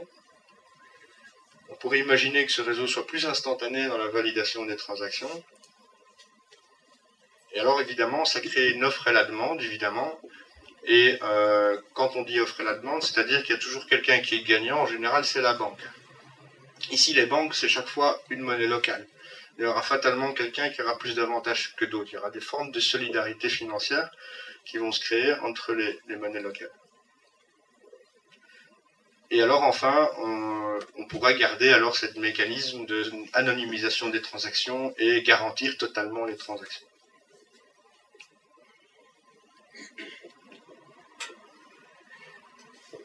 Voilà, si vous avez des questions avant qu'on peut peut-être aller sur le débat de fond ou sur les questionnements, voici les sources que j'ai utilisées pour cette présentation. Et vous pourrez télécharger, en suivant le lien QR code, vous pourrez télécharger la présentation directement sur Internet. C'est une question basique que j'aurais dû vous poser de l'autre. En fait, je vois bien ce qui garantit la valeur du Bitcoin ou de la crypto-monnaie, c'est la confiance qui se partage dans le réseau. Ou bien, autrement, je tourne la question autrement. Comment on calcule l'échangeabilité entre le Bitcoin et les monnaies existantes? Alors, ça, c'est plus le travail. En fait, dès qu'on a des choses qu'on peut échanger contre de l'argent, on connaît la bourse, hein, on échange du café contre du dollar, on vend du sucre, on achète du ferraille. C'est un peu l'offre et la demande. Lié à quoi? Lié à une rareté ou pas. Soit il y a une abondance, soit il y a une rareté. Peu importe ce que c'est. Le Bitcoin, au final, on donne le nom Bitcoin, mais ça aurait pu très bien arriver au Litecoin, ça peut arriver à une autre monnaie, une autre crypto-monnaie. Elle a été la première et elle s'est retrouvée sur des réseaux parallèles, enfin de marché, où au final des brokers, des traders, des personnes qui font des bureaux de change au niveau international, vous vous inscrivez sur ce bureau de change, avec votre carte de crédit, vous payez en euros et vous changez en dollars en Bitcoin. Seulement, pensez bien que si on produit que 12 bitcoins par bloc produit et qu'on va produire 50 000, 60 000 blocs par an, fatalement, on n'a pas énormément de bitcoins qui sont émis. Et donc, au plus il y a de transactions sur le réseau, au plus il va y avoir une demande, au plus, évidemment, il y en a qui vont profiter et spéculer. Il faut savoir aussi que la spéculation du Bitcoin est très très forte. Et pourquoi elle est très forte? Parce qu'elle est incontrôlable. Pourquoi elle est incontrôlable? C'est que les marchés boursiers sont basés, il faut bien comprendre qu'il y a dans les monnaies, on a les valeurs boursières qui sont échangées dans les bourses. Je vais vous donner un simple exemple, c'est que par exemple, quand on va faire du forex sur les bourses européennes, à une certaine heure, la bourse elle ferme, les gars ils ne peuvent plus trader sur les bourses européennes, ils vont aller trader sur les bourses américaines. après 3 heures de décalage, après 3 heures, boum, ils ne peuvent plus rien trader du tout, ils doivent passer sur les bourses asiatiques, en pleine nuit. Une fois qu'ils sont sur les marchés asiatiques, on est le vendredi minuit, plus de transactions du tout jusqu'au lundi, sauf le Bitcoin. Et donc, le Bitcoin et le Litecoin, par contre, lui, jour et nuit, week-end, jour férié, on s'en fout. Et ils trade, ils vont... Et ça se fait entre eux, ça ne passe pas par les banques, ça ne se passe qu'entre les traders qui vont vendre et acheter du Bitcoin pour essayer d'en gagner un maximum, comme les traders le font avec le dollar en longueur de semaine, comme les traders le font avec l'or ou le café ou le cacao en longueur de journée. Je vais peut-être, avant de passer aux questions, parce qu'alors ça va, si vous permettez, ce qu'on avait proposé de faire, avec ou sans micro, c'était pour relier, je dirais, un petit peu l'exposé là à d'autres réflexions qu'on a faites sur la monnaie, etc., pour ne pas que ceci soit présenté comme une question un petit peu hors contexte des autres réflexions sur la monnaie. J'aurais aimé commencer par un peu réagir sur l'ensemble de son exposé, en le challengeant un petit peu, comme on a commencé à le faire, de manière très agréable et intéressante, et en questionnant un petit peu sur les concepts sur lesquels on peut être, je pense, en partie critique et en partie intéressé. Alors, pour reprendre quelques points, c'était sur la question de la confiance, de quelle valeur dans le change.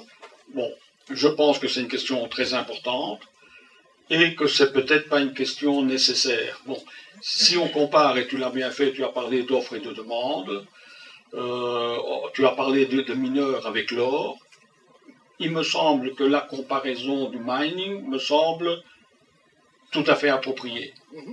Donc on fait du mining, on obtient de l'or, et puis cet or-là, et ensuite on le met sur le marché, et c'est soumis à la loi, dans ce cas-là, à la loi, l'offre de la demande, et donc avec une spéculation possible, c'est effectivement les règles du marché qui s'appliquent. Je ne suis pas sûr que ce soit nécessaire, on va y venir, mais en tout cas le fait d'utiliser un objet qui est un objet de spéculation, pour moi, et je pense pour beaucoup chez Attac, est un vrai problème. D'accord? Donc, première réflexion, il me semble qu'on devrait trouver le moyen de sortir de là, surtout si, et je vais atterrir à la fin sur les monnaies locales, si on veut proposer un tel service aux monnaies locales, si on commence par leur dire que, écoutez, c'est l'offre et la demande, je pense que ça va déjà fermer une porte. Et si vous n'étiez pas sûr, vous ajoutez la deuxième, l'écologie du système, il faut une demi-centrale nucléaire pour faire tourner le truc. La deuxième porte est fermée, c'est terminé, quoi. C'est verrouillé. Cette question sur l'écologie m'amène à une deuxième réflexion, c'est que je lis à certains endroits des personnes qui s'intéressent aux crypto-monnaies, au Bitcoin, qui disent comme avantage de la crypto-monnaie, du Bitcoin, c'est que le coût est vraiment dérisoire par rapport à ce qui se passe dans les banques, par rapport aux commissions qu'on prend. Si j'observe les chiffres que tu donnes avec les bitcoins qui sont entassés, qui ne circulent pas, et le pourcentage pas très important des bitcoins qui circulent, une demi-centrale nucléaire, je ne suis pas sûr que les commissions, en l'occurrence, ou le coût du fonctionnement du système soit dérisoire. Je me trompe peut-être ou je n'ai pas capté, mais il me semble que moi cette image-là m'a fort frappé et je pense que c'est un autre obstacle pour le moment important. Mais je vais venir à la fin sur les propositions. L'anonymat me semble être quelque chose qui est fort présent, qui est même revendiqué. Si on ne veut pas effectivement ouvrir le service à, comme tu l'as signalé, je pense, en bonne partie des trafiquants en tout genre, pourquoi faut-il l'anonymat dans le système? En quoi est-il nécessaire? Et on va y venir atterrir sur les monnaies locales. Pour les monnaies locales, je pense que les gens, si on veut rendre ce service, et j'ai le sentiment que ça peut être très utile, parce que les monnaies locales ont une administration qui est, me semble-t-il, centralisée, assez lourde, si on veut la rendre avec un taux d'intérêt dégressif il faut coller des timbres, enfin c'est quand même lourd comparé au développement, et ça me semble être un frein au développement, cette administration lourde. Et je perçois l'intérêt qu'il pourrait y avoir d'un système comme celui-là pour, au contraire, faciliter le développement et la communication. Et donc j'en viens à ma question. Sur les crypto-monnaies, je pressens une chose très intéressante, bien que pour les raisons que j'ai dites, moi je récuse totalement le Bitcoin. Par contre, et c'est là ma question, est-ce que pour les monnaies locales, est-ce qu'on pourrait imaginer d'avoir une crypto-monnaie light qui fonctionne quand on imagine le réseau en Belgique des monnaies locales, c'est pas très important. Est-ce qu'on peut imaginer, par exemple, 10 ordinateurs portables, un réseau, mis en réseau, qui pourraient, avec des clés à système moins énergivore, faire fonctionner une crypto-monnaie de manière light, avec des consommations plus faibles, qui soit beaucoup plus à l'échelle du réseau de monnaie locale, comme tu l'as identifié. Et deuxième chose, est-ce que ça peut fonctionner sans anonymat? Est-ce qu'on peut tout simplement savoir qui a quoi sur le compte? Les crypto-monnaies servant seulement, mais c'est beaucoup, à effectuer de manière sécurisée, peu chère et hors système, je dirais, bancaire traditionnel, des réseaux comme ceux-là.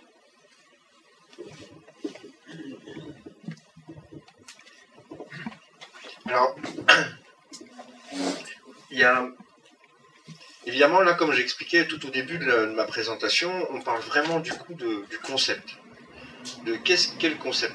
Si on part d'une monnaie ou d'un réseau de monnaies locales qui vont se gérer entre elles, est-ce que on doit vraiment aller vers de la crypto-monnaie? Ce que je veux dire par là, c'est que du coup, on est vraiment dans un modèle centralisé. C'est celui qui consomme le moins, on va dire.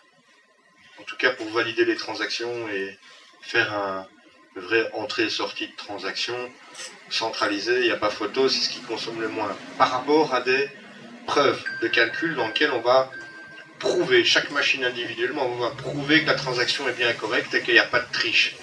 Fatalement, ça va consommer plus. Cela étant, il y a quelque chose que je n'ai pas dit, mais qui est important de préciser, c'est que partout dans le monde, on échange du Bitcoin. Beaucoup en Europe, beaucoup aux États-Unis.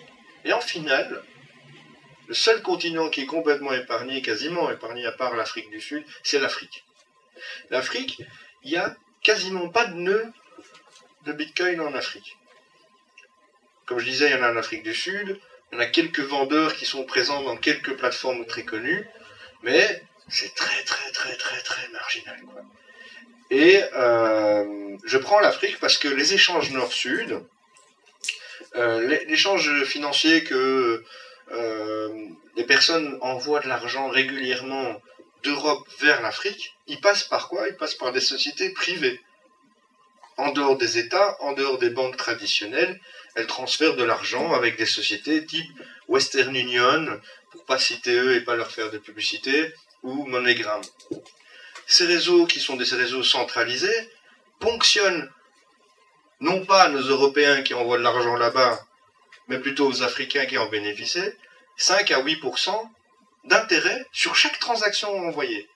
Alors imaginez-vous que cette crypto-monnaie qui est le Bitcoin, qu'on a beau critiquer, j'entends bien qu'il y a une offre et qu'il y a une demande et qu'il y a une fluctuation.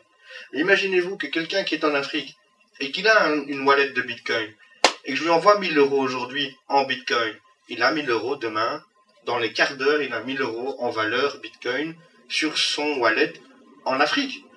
J'aurais payé à personne de transactions supplémentaires, j'aurais payé à personne des trucs, et la personne qui bénéficie de cet argent en Afrique, elle en bénéficiera à 100%. Effectivement, c'est aujourd'hui, évidemment, mais ça c'est comme avec l'or, hein. Vous conservez l'or chez vous à la maison, il peut très bien perdre de sa valeur, comme il peut très bien monter. Vous aviez dit tantôt qu'il y aurait des frais qui seraient greffés. dans le futur. Ça, c'est sûr. Il y a des notions effectivement de transactions qui sont possibles et qui peuvent être greffées au réseau. Pour l'instant, elle est nulle, en tout cas pour la majorité des réseaux. Mais ces frais vont permettre de certifier le réseau. Sans C'est ces ça. frais, il n'y a plus personne qui va miner et valider les transactions. Donc ces frais vont être En nécessaires. gros, la force de calcul d'anonymisation, comme il dit, c'est le fait qu'il y a des gens qui minent. Ils minent, il faut bien qu'ils minent pour quelque chose. Et donc, fatalement, il y a... Peu importe, en fait, la force de calcul, il faut quand même qu'il y ait une force de calcul, infime soit-elle, pour pouvoir valider des transactions de manière distribuée. Mais donc vous dites alors, si on fait juste un transfert, on achète un bitcoin et de l'autre bout on le revend très vite, on n'entre pas dans le cercle, dans le cycle de la spéculation. Tout à Si fait. on achète des bitcoins et qu'on les conserve, Bah, ça, c'est tous les risques avec ce genre de monnaie. C'est comme avec dans toutes les transactions, c'est comme ça. Si vous allez les conserver, vous pouvez risquer de gagner, mais vous pouvez aussi risquer de perdre. Hein. Mais on peut envisager le Bitcoin sous différentes formes. On peut le voir à la fois comme un moyen de paiement. Donc, utiliser le Bitcoin comme intermédiaire pour envoyer des euros depuis la Belgique vers un pays africain, par exemple, ils seront immédiatement reconvertis en la monnaie du pays. Ou alors le voir plutôt comme un moyen d'épargne, plutôt que d'épargner en euros ou en dollars, qui sont des monnaies sujets aux politiques des banques centrales des différents pays.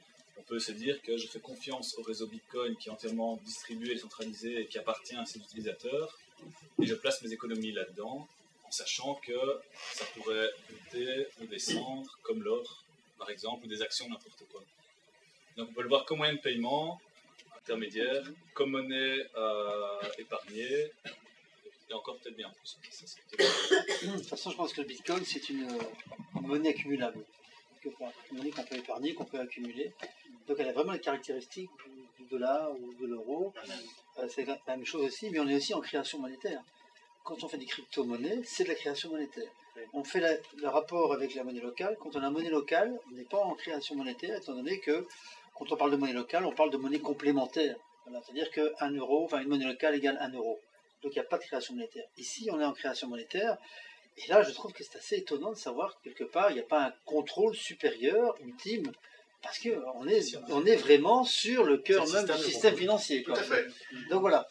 Et donc c'est ça ma première réflexion. Puis j'ai une deuxième question. La deuxième question, c'est par rapport à la rareté du Bitcoin. Vous avez dit au début qu'elle était limitée, que la création était limitée à 21 millions de Bitcoin, c'est ça, et qu'il y en aurait jusque 2140 avant qu'il n'y aurait vraiment plus du tout de Bitcoin supplémentaires qui seraient ajoutés. Pourquoi 2140 je pense que ces 21 millions d'euros, c'est très important parce que j'ai regardé d'autres monnaies, crypto-monnaies, comme le Yukon par exemple, et il me semble que le Yukon, lui, n'a pas de limite. Non. Et donc c'est quand même une sacrée différence, et que finalement, si le Bitcoin a une valeur, c'est qu'on sait qu'il est limité, et qu'il sera toujours limité. Voilà. Tout à fait. Disons qu'on a progressé, comme j'expliquais tout à l'heure, on a ce qu'on appelle une courbe de difficulté qui augmente de manière exponentielle, qui suit un peu la courbe de Moore, la loi de Moore. Et en fait, pourquoi 2140, c'est des approximations. Probablement qu'on ira un petit peu avant, on y arrivera un petit peu avant, peut-être un petit peu après. Peut-être qu'il n'existera pas du tout et qu'en 2100, ce sera fini. Pour revenir sur la rareté, en fait, au départ, tous les gens qui minent, que ce soit le Bitcoin ou n'importe quelle monnaie, crypto-monnaie, toutes les personnes qui minent, misent dans le futur en se disant je mine, aujourd'hui, la valeur, elle vaut 0. Et tous les gens qui ont des gros porte-monnaies de Bitcoin, de Litecoin, etc., sont des gens qui ont miné quand il y avait des difficultés 0. Et quand il y avait ces difficultés 0, le Bitcoin, il valait 0. Donc, c'est comme fait un investissement dans le futur, si vous voulez, pour certains d'entre eux, pas pour tous. Pour ce qui est de la notion de conservation de la monnaie, moi je pense, c'est vraiment personnel, je pense que le Bitcoin ou les crypto-monnaies ne devraient pas justement avoir une notion de conservation. Je donnais l'exemple de la monnaie locale en Allemagne. Celle-ci a ce qu'on appelle une notion de dépression. Donc au plus vous allez conserver, elle fond quoi. Au plus vous allez la conserver, au plus elle va perdre de sa valeur. Elle va pas perdre totalement de sa valeur, mais vous allez perdre un pourcentage si vous la conservez un laps de temps. On pourrait très bien imaginer une crypto-monnaie qui fonctionne sur cette même notion. Et à ce moment-là, vous pouvez effectivement avoir une émission régulière, constante mais régulière, et vous pouvez aussi avoir le fait qu'il n'y ait pas de spéculation possible puisqu'on ne sait pas les accumuler. Mais bon, c'est théorie, puisque l'un dans l'autre, il y a ce qu'on appelle des gaps. Si votre gap en pourcentage, un peu comme la production du pétrole, le gaz de schiste, on ne produit pas de gaz de schiste parce qu'à un moment donné, ça coûte très cher à l'extraire. Et à un moment donné, vous pouvez atteindre des gaps. Donc, on ne sait évidemment pas cerner tous les cas de figure. Et je vous rassure, tous les hackers et les pirates sont très forts pour entrer dans la brèche et foutre en l'air un réseau. Donc, c'est évidemment quelque chose qu'il faut calculer en amont à la création du code. Et pour revenir sur est-ce qu'il est possible qu'il y ait une petite frange, c'est pour ma part pas possible. Parce que soit votre code est ouvert, et les gens peuvent aller le lire comme on lit dans un livre, soit il est fermé, hein, ou soit il est contrôlé, c'est-à-dire je ferme mon code et je le donne accessible qu'à un certain nombre de personnes qui vont utiliser ce réseau. Et ça devient très difficile parce qu'à ce moment-là, comment les gens auront confiance à votre monnaie si on ne peut pas voir le code qui est derrière?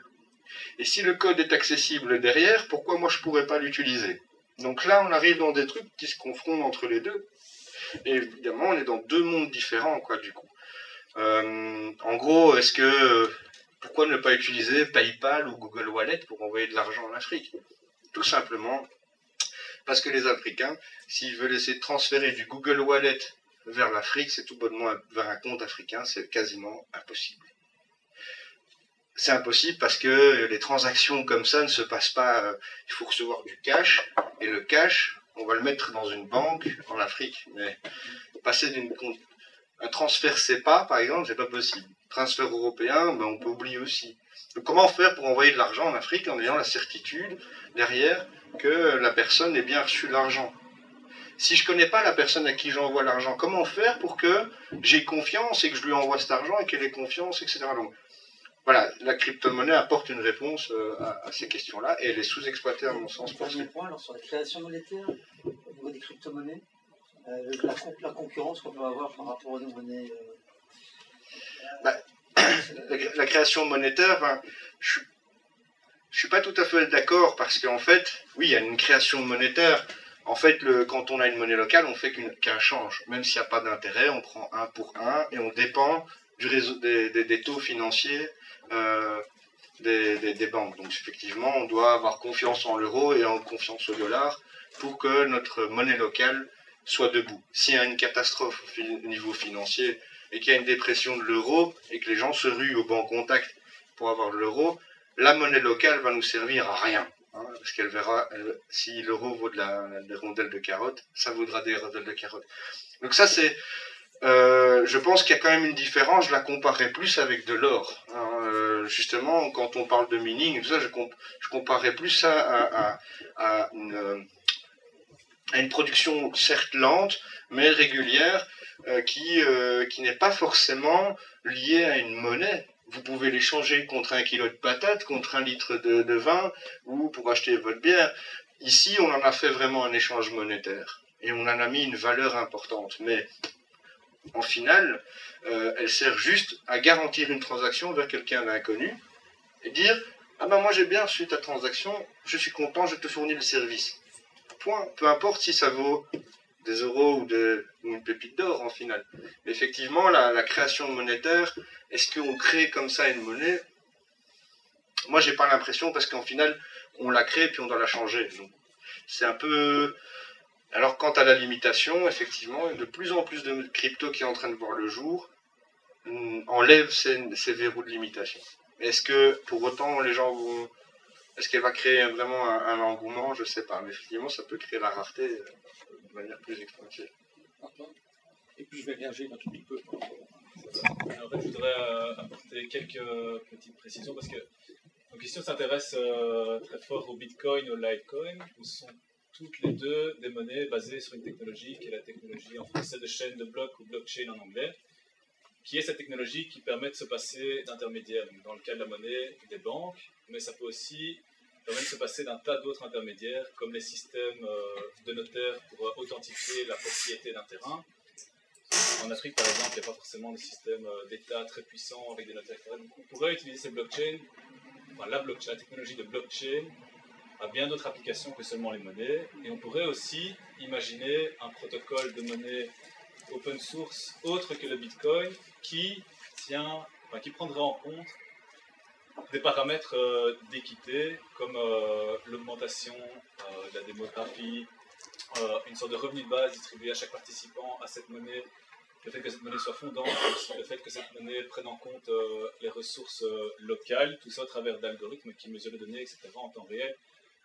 Donc je crois que plus que le Bitcoin, ce qui est vraiment intéressant, c'est la blockchain qui permet de faire abstraction d'un réseau, de réseaux centralisés et d'intermédiaires qui peuvent contrôler le réseau. C'est vraiment ça qui est crucial, je crois, plus que le Bitcoin. Et le Bitcoin est la première implémentation d'une blockchain à l'échelle mondiale, et la blockchain a été inventée par le créateur du Bitcoin. Et donc il y a un excellent article sur le site de WeShare, qui est une organisation qui fait la promotion de l'économie en peer-to-peer, donc de pair à pair réel. Non pas comme Uber ou Airbnb qui sont de la fausse économie collaborative, mais de la vraie économie collaborative de pair à pair, qui est un article qui explique très bien en quoi le Bitcoin a permis d'initier un mouvement de système monétaire de pair à pair, quelles en sont les limitations et comment on pourra aller plus loin en inventant une monnaie mondiale ou des monnaies locales, voire une monnaie locale, des monnaies locales et une monnaie mondiale qui peuvent interagir entre elles, qui ont des spécificités propres qui répondent à des attentes bien spécifiques. Et je crois que c'est plus la blockchain que le Bitcoin qui est vraiment le point crucial de tout ça. Voilà. Et donc, voilà, pour réagir, mais d'abord, quand on apprend qu'il peut y avoir des solutions light, parce qu'effectivement, c'est un écueil d'avoir une demi-centrale nucléaire pour faire tourner un réseau, ça semble disproportionné. Mais une solution light peut apporter effectivement des pistes intéressantes. Juste pour réagir, Bruno, à ta question, moi je reviens en création monétaire. J'avais aperçu ça comme une création monétaire d'abord, mais ensuite, à la réflexion, aujourd'hui, parce que ça évolue, il me semble que la comparaison avec l'or est la plus pertinente. Et donc, si tu veux, c'est comme le Bitcoin, je me l'imagine comme ils ont trouvé un filon d'or, ils ont pu sortir 21 millions de pièces, et puis le filon est épuisé. D'accord ? C'est le cas. Le filon est épuisé. Et puis alors, avec ce Bitcoin-là, tu peux faire deux choses. Comme l'or, ou bien tu l'achètes et tu le gardes, et alors tu rentres dans une spéculation à la hausse ou à la baisse, comme l'or, ou bien tu te sers de la pièce d'or comme d'un médium. Tu veux transférer en Inde, tu achètes la pièce d'or, le prix importe peu. Si tu fais une transaction dans les quelques heures, tu l'achètes au taux de change de l'euro, et à la réception de l'autre côté, il l'échange au taux actuel de la roupie, je ne sais pas quelle est la monnaie locale. Si tu t'en sers comme d'un médium pour effectuer un transfert, tu n'entres pas dans le jeu de la spéculation. Et donc je retire un petit peu, je reviens, ça évolue avec la discussion, je retire un peu, disons, ma critique sur la spéculation. Si tu achètes l'or pour le garder, tu spécules sur l'or, ton choix. Si tu l'utilises comme un médium juste pour effectuer une transaction, tu ne spécules pas, c'est un support pour effectuer une transaction. C'est tout. Et là, c'est un support électronique qui peut être facilement utilisé et transférable, à condition peut-être de réinventer des crypto-monnaies un peu plus light que associées à Tiange. Il faut les brancher sur Tiange pour faire fonctionner. Ça, c'est un peu lourd, quoi. Là, on a l'occasion d'avoir une monnaie mondiale qui ne sera pas accumulable. L'accumulation, c'est ça le problème de la monnaie. C'est comme l'or, c'est comme l'or. Oui, c'est ça, mais justement, c'est ça le problème de l'or aussi, c'est que ça crée des inégalités énormes parmi les personnes. Pour moi, non.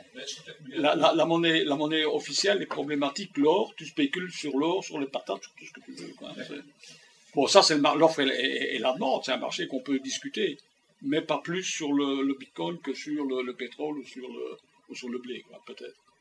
Dans le cas du Bitcoin et des blockchains, la création monétaire permet de valider les transactions. Donc, la création monétaire est une récompense quant au fait que des personnes viennent valider des transactions. Valider une transaction, c'est-à-dire la personne A a envoyé telle quantité à la personne B et on authentifie sur le registre partagé par tout le monde que cette transaction a bien eu lieu. Et donc c'est en échange de cela que la création monétaire a lieu. Dans le cas de l'euro, du dollar, de n'importe quelle monnaie fiduciaire, donc créée par les États, la création monétaire, elle fait une abstraction de nulle part. L'État, la banque décide, ok, on va émettre telle quantité de monnaie, mais derrière ça, il n'y a rien de tangible, rien de perceptible. C'est la confiance qui devient décentralisée. La confiance est décentralisée avec le Bitcoin, alors que la confiance... On peut le voir, d'accord. Mais c'était ce qui était la question de la création monétaire. Et après, dire que les monnaies ne devraient pas permettre d'accumulation, alors là je suis en réflexion aussi, et je me dis qu'une monnaie devrait permettre de stocker du travail effectué au fil de sa vie, et ne devrait pas forcément être fondante. Certaines monnaies devraient être fondantes pour inciter à de l'échange, l'économie locale, etc. Je suis tout à fait d'accord, mais la monnaie devrait être aussi un moyen de stocker du travail effectué pour l'ensemble de la communauté et de l'utiliser plus tard pour pouvoir épargner, s'investir dans un projet comme l'achat d'un terrain ou n'importe quoi. Et donc, avoir une monnaie qui est fondante et que ce soit la seule monnaie empêcherait cette sorte d'accumulation d'heures de travail qu'on a tous effectuées ici pour la communauté. Je pense que ça, c'est une réflexion qu'il faut envisager. Les monnaies locales fondantes sont très bien, mais ne fonctionner comme monnaie fondante, ça empêcherait cette possibilité de travailler au départ. Pas la décision de travailler, mais le fait que voilà, tu as consacré des heures de ta vie à la communauté, peut-être pas tous les travaux, mais en tout cas une partie du travail. Et je pense qu'on a le droit de pouvoir mesurer cette quantité d'efforts qu'on a fait pour la société et de la thésauriser et de la garder pour plus tard, pour un projet personnel. Effectivement, donc après, elle n'est pas forcément fondante totalement. On peut imaginer le pourcentage et on peut même l'imaginer au prorata de sa croissance. On pourrait très bien imaginer qu'au prorata de sa croissance, au plus il y a de transactions, au plus il y a de monnaie qui est émise, puisque c'est la récompense compte de validation, plus ça crée une croissance, plus on se dit, cette croissance-là, on va la mettre en fondante. C'est possible. La seule grosse question, on peut effectivement voir toutes les initiatives qui sont en train de se lancer. La seule grosse question, au final, c'est sur quelle échelle travailler. Quelle échelle la réflexion doit se mener. Parce qu'on parlait du Bitcoin et de sa rareté. Je ne pense pas que le gars initialement qui a voulu mettre son algorithme et s'est dit que ça va se limiter à 21 millions, je ne crois pas qu'il s'est imaginé que son réseau allait devenir comme il est aujourd'hui. S'il serait mis à une minute dans l'idée que ça allait être une monnaie monétaire qui allait être tradée H24, probablement qu'on serait plutôt à 21 milliards que 21 millions. Enfin, à un moment donné, je pense que le calibrage est très important. Et le risque dans toutes les monnaies, toutes les cryptos, c'est qu'on passe à côté. On passe à côté de, justement, toute cette question algorithmique se passe en amont, où on doit réfléchir le nombre d'émissions maximum ou pas, sa croissance, est-ce qu'il faut la dévaluer ou pas, les niveaux de difficulté, est-ce qu'il faut les mettre de manière très courte et augmenter très vite et très progressivement vers une difficulté importante. Ce sont des questions qui sont expérimentées avec toutes les crypto-blockchains qui sont en train de voir le jour, où on va aller chercher, il y en a même qui vont aller pousser l'anonymat jusqu'au bout, puisqu'on n'est pas vraiment anonyme, puisqu'on peut tracer une transaction, puis avec les DNS et les noms de domaine sur Internet, on pourrait dire dans quel pays est parti l'argent. Donc on n'est pas toujours tout à fait anonyme avec le Bitcoin. Il y a même aujourd'hui des crypto-monnaies qui sont beaucoup plus anonymisées que le Bitcoin et qui veulent s'affranchir de la couche Internet pour faire des échanges. Donc là, voilà, c'est vers quoi on veut arriver, effectivement, c'est de pouvoir trouver un juste équilibre qui puisse correspondre à un usage alternatif. Une question. Au niveau juridique, justement, comment peut-on créer une monnaie? D'où ça vient? Là, on parlait d'un japonais, comme on parlait d'un bulgare qui crée sa monnaie. D'où vient la création de cette monnaie je ne sais pas, je veux dire, une monnaie locale dans le sens que ça peut bien être citoyen, mais c'est citoyen, mais sur Internet. C'est les citoyens sur Internet qui décident de créer une monnaie, c'est vraiment ça. Crypto-monnaie, oui, c'est ça, tout à fait. C'est des réseaux de personnes qui disent tiens, on va expérimenter un nouveau réseau parce que je ne trouve pas mon compte avec tel ou tel réseau. Ça peut être idéologique ou expérimental. Le japonais, voilà, il a fait son truc. Les Chinois sont sur la vague parce qu'il faut miner, ils veulent gagner de l'argent. Mais c'est comme certains Américains ou les Norvégiens qu'on a vus. Et là, s'ils veulent gagner du fric, ils vont se mettre sur le réseau. Ça aurait été une autre monnaie électronique, ils auraient pris une autre monnaie électronique. Juste sur ce point-là aussi, tout de suite, en parlant de reconnaissance légale, j'ai quand même lu que pour certains pays, ils reconnaissent le Bitcoin comme une matière première. Pas comme une monnaie. Oui, comme l'or, en quelque sorte. Je pense que la comparaison avec l'or est beaucoup plus appropriée que... Et c'est pas paradoxal en Chine, c'est que vous pouvez la miner en Chine, mais vous ne pouvez pas l'utiliser intramuros. C'est interdit. Vous ne pouvez pas utiliser le Bitcoin à l'intérieur du pays en Chine. Par contre, vous pouvez le miner. Il y a d'autres pays où c'est complètement interdit. Certains pays d'Amérique latine. Bon, monsieur là d'abord. Je rebondis un petit peu sur la question de monsieur. Qui qu'il soit, Yamamoto ou n'importe qui a lancé ce système, en a bénéficié, il s'est enrichi, il en a tiré un profit personnel. Normalement, on le connaît vraiment. On sait qu'il est encore propriétaire d'une grosse partie des bitcoins initiaux. Maintenant, il y en a toute une série qui ne bougeront pas, mais voilà, personne ne l'a vraiment rencontré ou a eu la confirmation que c'était bien le fondateur. Premier qui m'a l'idée. En tout cas, ce qu'on sait, c'est que c'est un des plus gros propriétaires de bitcoin. Si on parle de ce bitcoin, le deuxième plus grand propriétaire du bitcoin, c'est le FBI. Alors, parce qu'ils ont évidemment traqué tous les réseaux criminels, ils ont saisi cette matière première, elle en est bénéficiaire. Mais ça veut dire aussi que le Bitcoin, demain, s'il menace la monnaie américaine, les États-Unis peuvent émettre leur Bitcoin en une fois et faire chuter le cours du Bitcoin et faire planter tout le monde aussi. Donc, le problème dans la confiance du Bitcoin, c'est que le créateur théorique, comme Satoshi Nakamoto, on ne sait pas si c'est une personne ou des personnes, on ne sait même pas qui c'est, si c'est un japonais ou si c'est un pseudo, n'importe quoi. Il possède je ne sais pas combien de centaines de milliers de bitcoins. Si du jour au lendemain, il décide de les revendre et de les mettre en service sur le réseau, ben le cours du bitcoin va chuter.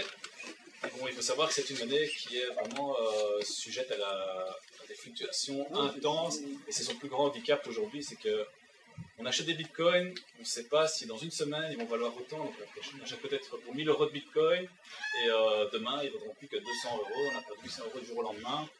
Et ça, c'est un sacré frein quant à son utilisation. Mais on s'est lié à des tas de paramètres et c'est un protocole qui est décentralisé, distribué. Il faut bien en connaître tous les aspects avant de l'utiliser et être conscient de ce que c'est et ne pas placer toutes ses économies dans le bitcoin parce que ça pourrait apporter préjudice. Donc, juste, c'est vrai que ce qui est amusant avec l'enjeu économique, ce qui en dérive directement après, c'est l'enjeu politique. Et en fait, ce qui est préalable même à la transaction, et vous l'avez mentionné il y a 2 minutes, c'est la confiance qu'on met dans la transaction. Parce que personne ne s'engage dans une transaction s'il n'y a pas de la confiance entre les parties au départ. Et en fait, c'est ça une monnaie. C'est une monnaie, elle fonctionne dans l'échange, parce que du papier, on échange des matières premières tous les jours. Mais du papier, si on me dit qu'est-ce que tu peux faire avec ce papier de ton billet, ben, au pire, je peux faire un feu dans ma cheminée. Et je veux dire, ça n'a aucune valeur. La seule valeur qu'il y a dans ce papier, c'est la confiance. Et donc, pourquoi est-ce que ça a émergé, cette confiance ici au niveau collectif? C'est parce qu'il y a des gens au niveau Internet qui arrivent à se connecter les uns aux autres et qui ont fait ensemble un accord, ok, là-dessus, sur toutes ces transactions-là, on les valide au niveau de cette confiance-là. Et donc, au niveau politique, ça va poser de gros problèmes. Parce que d'habitude, qui avait le monopole de la confiance? Ce sont les États et leurs banques centrales. Et donc, c'est là qu'il va y avoir, à mon avis, un problème, peut-être même en termes de réaction sociale. C'est que dans les années qui viennent, on va de moins en moins être dépendant des États et des politiques qui ont parfois des agendas court-termistes et qui sont garants quelque part aussi de la confiance monétaire. Et on va se rendre compte qu'il y a des initiatives locales qui parfois fonctionnent beaucoup mieux avec des échanges plus rapides que des taux de conversion qui sont faits sur les marchés en euro-dollar avec des problèmes de subprime qui viennent contaminer l'Europe et dont on a personnellement au niveau local rien à faire. Et donc, quand on voit les Grecs, et ça a été très peu médiatisé, quand on voit que leur capacité à les débiter de l'argent sur leur compte au distributeur, elle est bloquée, parce que du jour au lendemain, on leur dit que leur pays est plus capable de rembourser une dette qui ne les concerne pas, enfin, en tout cas, chacun à l'échelle individuelle et au niveau local, ça leur pose un gros problème. Donc moi, je vois en fait c'est vrai qu'il y a des enjeux en termes de consommation énergétique, mais je vois aussi que c'est la première pièce à un édifice qui sera beaucoup plus démocratique et beaucoup plus local, et qui permet beaucoup plus de résilience par rapport à des crises que parfois en tant qu'individu et citoyen, on n'a que faire et qui sont décidés à des échelons bien plus importants et bien plus élevés. Donc moi je pense que ces monnaies doivent rentrer quelque part dans la composition de nos patrimoines. Petit à petit, comme l'or, à une époque, on avait de l'or dans notre armoire en cas de problème, mais les monnaies électroniques vont permettre d'avoir aussi au niveau du citoyen et de l'individu tout un instrument monétaire de résilience en cas de problème qui nous dépasse, avec parfois des phénomènes macroéconomiques dont on n'a que faire. Donc ça, personnellement, c'est plus une remarque, et c'est là-dedans que je vois un certain espoir aussi dans ces moyens technologiques. Personnellement, c'est vrai et faux, parce que moi, bon, même si je vis tous les jours avec l'ordinateur, avec le smartphone et tout ça, je me rends bien compte que s'il y a un éclatement du système économique, il y a de fortes chances que le réseau en force de calcul va diminuer drastiquement en Europe, et donc on va se retrouver avec des monnaies qui vont effectivement être électroniques, qui vont être plus lentes, qui vont se retrouver avec ton coût du kilowatt qui va tripler ou quadrupler parce que l'euro sera tombé, et donc on va se retrouver dans le travers où en final ton économie, peu importe la monnaie, je ne parle même pas du bitcoin, du moment qu'elle est électronique et qu'il faut des preuves de calcul, c'est pour moi pas du tout une monnaie refuge, parce que c'est vraiment un grand danger que si maintenant tu as un blackout, t'as juste pas accès à... C'est le cas extrême, mais je donne celui-là pour vraiment le montrer, mais on est sur des échelles de paliers, quoi. Aujourd'hui, on paye l'électricité quand même presque deux fois et demi plus cher qu'il y a 15 ans. Donc, est-ce que ça a lieu de changer? Est-ce que dans la crise actuelle qu'on connaît, on va la voir évoluer, cette consommation électrique, elle va nous coûter de plus en plus cher, et donc si elle nous coûte plus cher, le minage va coûter plus cher aussi. Si je dois laisser mon PC toute la journée allumé pour me synchroniser et avoir la garantie, ou stocker mon disque dur, faire des backups, le mettre dans des coffres, ça me semble vraiment très compliqué, parce que si le jour où les réseaux n'existent plus, je ne sais plus le consommer, je ne sais plus le faire valoir. Si tu veux. Moi j'ai vraiment peur, si personnellement il y a vraiment un crash financier, où il y a des risques de crash comme on a connu avec les subprimes, comme moment j'ai un livret d'épargne qui me coûte de l'argent au lieu de m'en rapporter, franchement je songe vraiment à prendre de l'argent ou de l'or. Quand je dis l'argent, c'est-à-dire la matière première, argent. L'argent qui fluctue un peu plus que l'or, et dans lequel il y a vraiment une demande importante, puisque l'argent est une matière industrielle qui est fort consommée comparativement à l'or, où là on est plus dans une matière de refuge, donc l'argent est un peu différent. Et moi je me retournerai directement vers ça, je ne me tournerai pas vers une crypto-monnaie ou vers un autre dispositif, parce que s'il n'y a plus rien, si vraiment il y a un vrai problème au niveau économique, comme tu dis, tu ne peux pas aller au banc contact, mais tu pourras peut-être même plus allumer ton PC parce qu'on t'aura mis un 6 ampères devant ton compteur parce que tu n'auras pas payé ton électricité. Donc voilà, je veux dire, je vais loin, mais c'est vraiment ça, la logique de la pression économique passe d'abord par des surendettements avant d'être à la rue, quoi. Et donc, si on est dans cette spirale, j'ose pas, j'espère, avec mes gamins, j'espère vraiment avoir autre chose comme société, mais si vraiment on est dans cette spirale-là, la crypto-monnaie, il faut même pas y penser, quoi. Je pense que... Trouver des solutions alternatives à un pouvoir centralisé, c'est intéressant. Il y a de plus en plus de gens qui sont hors du système, qui sont politiquement exclus, intentionnellement exclus, et donc qu'il y ait une autre économie qui puisse se développer, c'est intéressant. En même temps, je me dis, bon, des solutions individualisées, ça ne mène pas loin. Il faut trouver des solutions collectives quelque part. Et alors je vois le parallèle, en fait, que tu as répondu tout de suite sur une inquiétude de trouver une solution individualisée qui ne va pas fonctionner longtemps. Si on a les 6 ampères, on est foutu. Et il y a une multitude de choses qui doivent être mises en place collectivement pour que ce système refuge fonctionne. Et ça me fait sourire parce que j'ai moi un système de référence du fonctionnement de société, de la collectivité, qui se réfère à autre chose, c'est plus la sécu et des trucs de ce genre-là. Mais donc, voilà, on se retrouve quelque part en parallèle sur les mêmes questionnements. Le côté cheveux gris, c'était un peu ça. Il nous réexplique ce que nos parents nous disaient, avec d'autres termes, avec d'autres techniques, avec une adaptation moderne, mais en gros, on revient à ça, de se préserver, d'être en accord avec la communauté, tant au niveau professionnel qu'au niveau social et tout ça. Et les termes sont différents. Aujourd'hui, c'est Bitcoin, nos parents, c'était l'or, voilà. Mais on revient vraiment, l'histoire se répète. En gros, l'histoire se répète. Maintenant, elle va vite, elle évolue fort. Il y a des notions qui nous échappent, notamment la notion d'objectivité, de réalité, chose que moi, j'ai du mal un petit peu à comprendre et à connaître. Cliquer sur un bouton et dire j'ai plein de sous parce que j'ai des... C'est quelque chose qui ne me va pas. D'avoir 50 € dans mon portefeuille, ça oui. Ça, c'est quelque chose de bien réel, bien matériel. Je ne vois pas à mon niveau le Bitcoin ce qui pourrait réellement m'apporter. Par contre, je vois l'intérêt qu'il me permette d'avoir accès à quelque chose d'énorme sans devoir avoir l'assertivement et de devoir passer par un gouvernement, une politique, voilà. Je peux directement avoir accès sans avoir tout ce qui m'a été imposé jusqu'à maintenant dans le système qui a fait à ce à quoi on arrive aujourd'hui. Internet, commençons par là, nous permet de, sans devoir passer par les banques, par la politique, voilà. Ça peut être le côté intéressant avec toutes les dérives que ça peut entraîner. Parce que qui contrôle quoi, voilà, on est reparti sur la question de base. Mais moi j'ai un petit peu de mal avec cette subjectivité, je vais dire, irréaliste et immatérielle de quelque chose qui m'échappe un petit peu. Et de plus, de comprendre qu'il soit limité dans la quantité, c'est quelque chose que je ne saisis pas bien. Quel est le but? La raréfaction par après. Et après, en 2140, il y aura 21 millions où chacun aura un souvenir. Mais un ne vaudra plus 1000 € ou 1200 €, il vaudra 20 000 €, 100 000 €. Ou 3.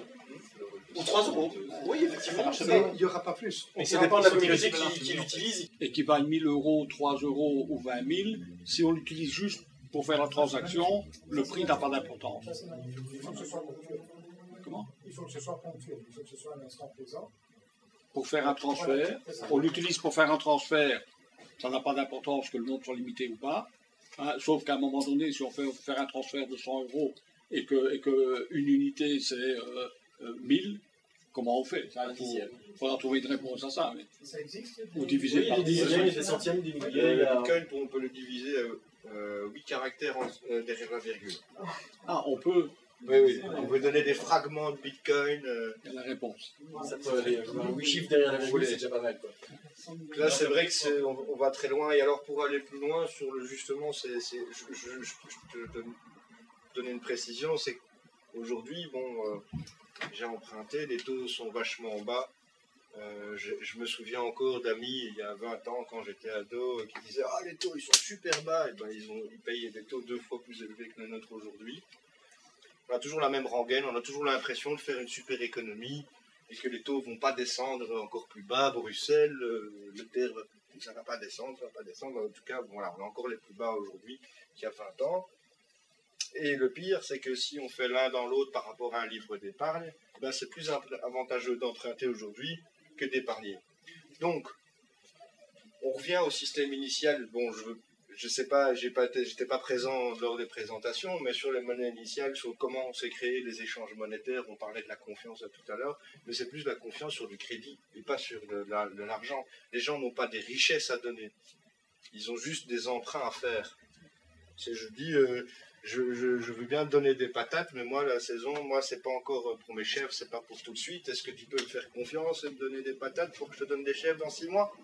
C'est ça, c'est le crédit. Et donc, on pourrait réfléchir ça dans l'autre sens. C'est comment réinstaurer ce mécanisme-là. Parce que de toute façon, les banques y arrivent. Aujourd'hui, vous payez des crédits moins chers que si vous mettez votre argent sur le livret d'épargne. Donc, il faut réfléchir à ce modèle où, en final, au lieu de parler de richesse ou de monnaie créée, on pourrait peut-être parler de crédit donné. C'est-à-dire, je dois quelque chose à quelqu'un. Et ça, je trouve beaucoup plus intéressant et c'est beaucoup plus compliqué à intégrer dans la crypto-monnaie, le fait qu'on doit quelque chose à quelqu'un que de lui donner quelque chose.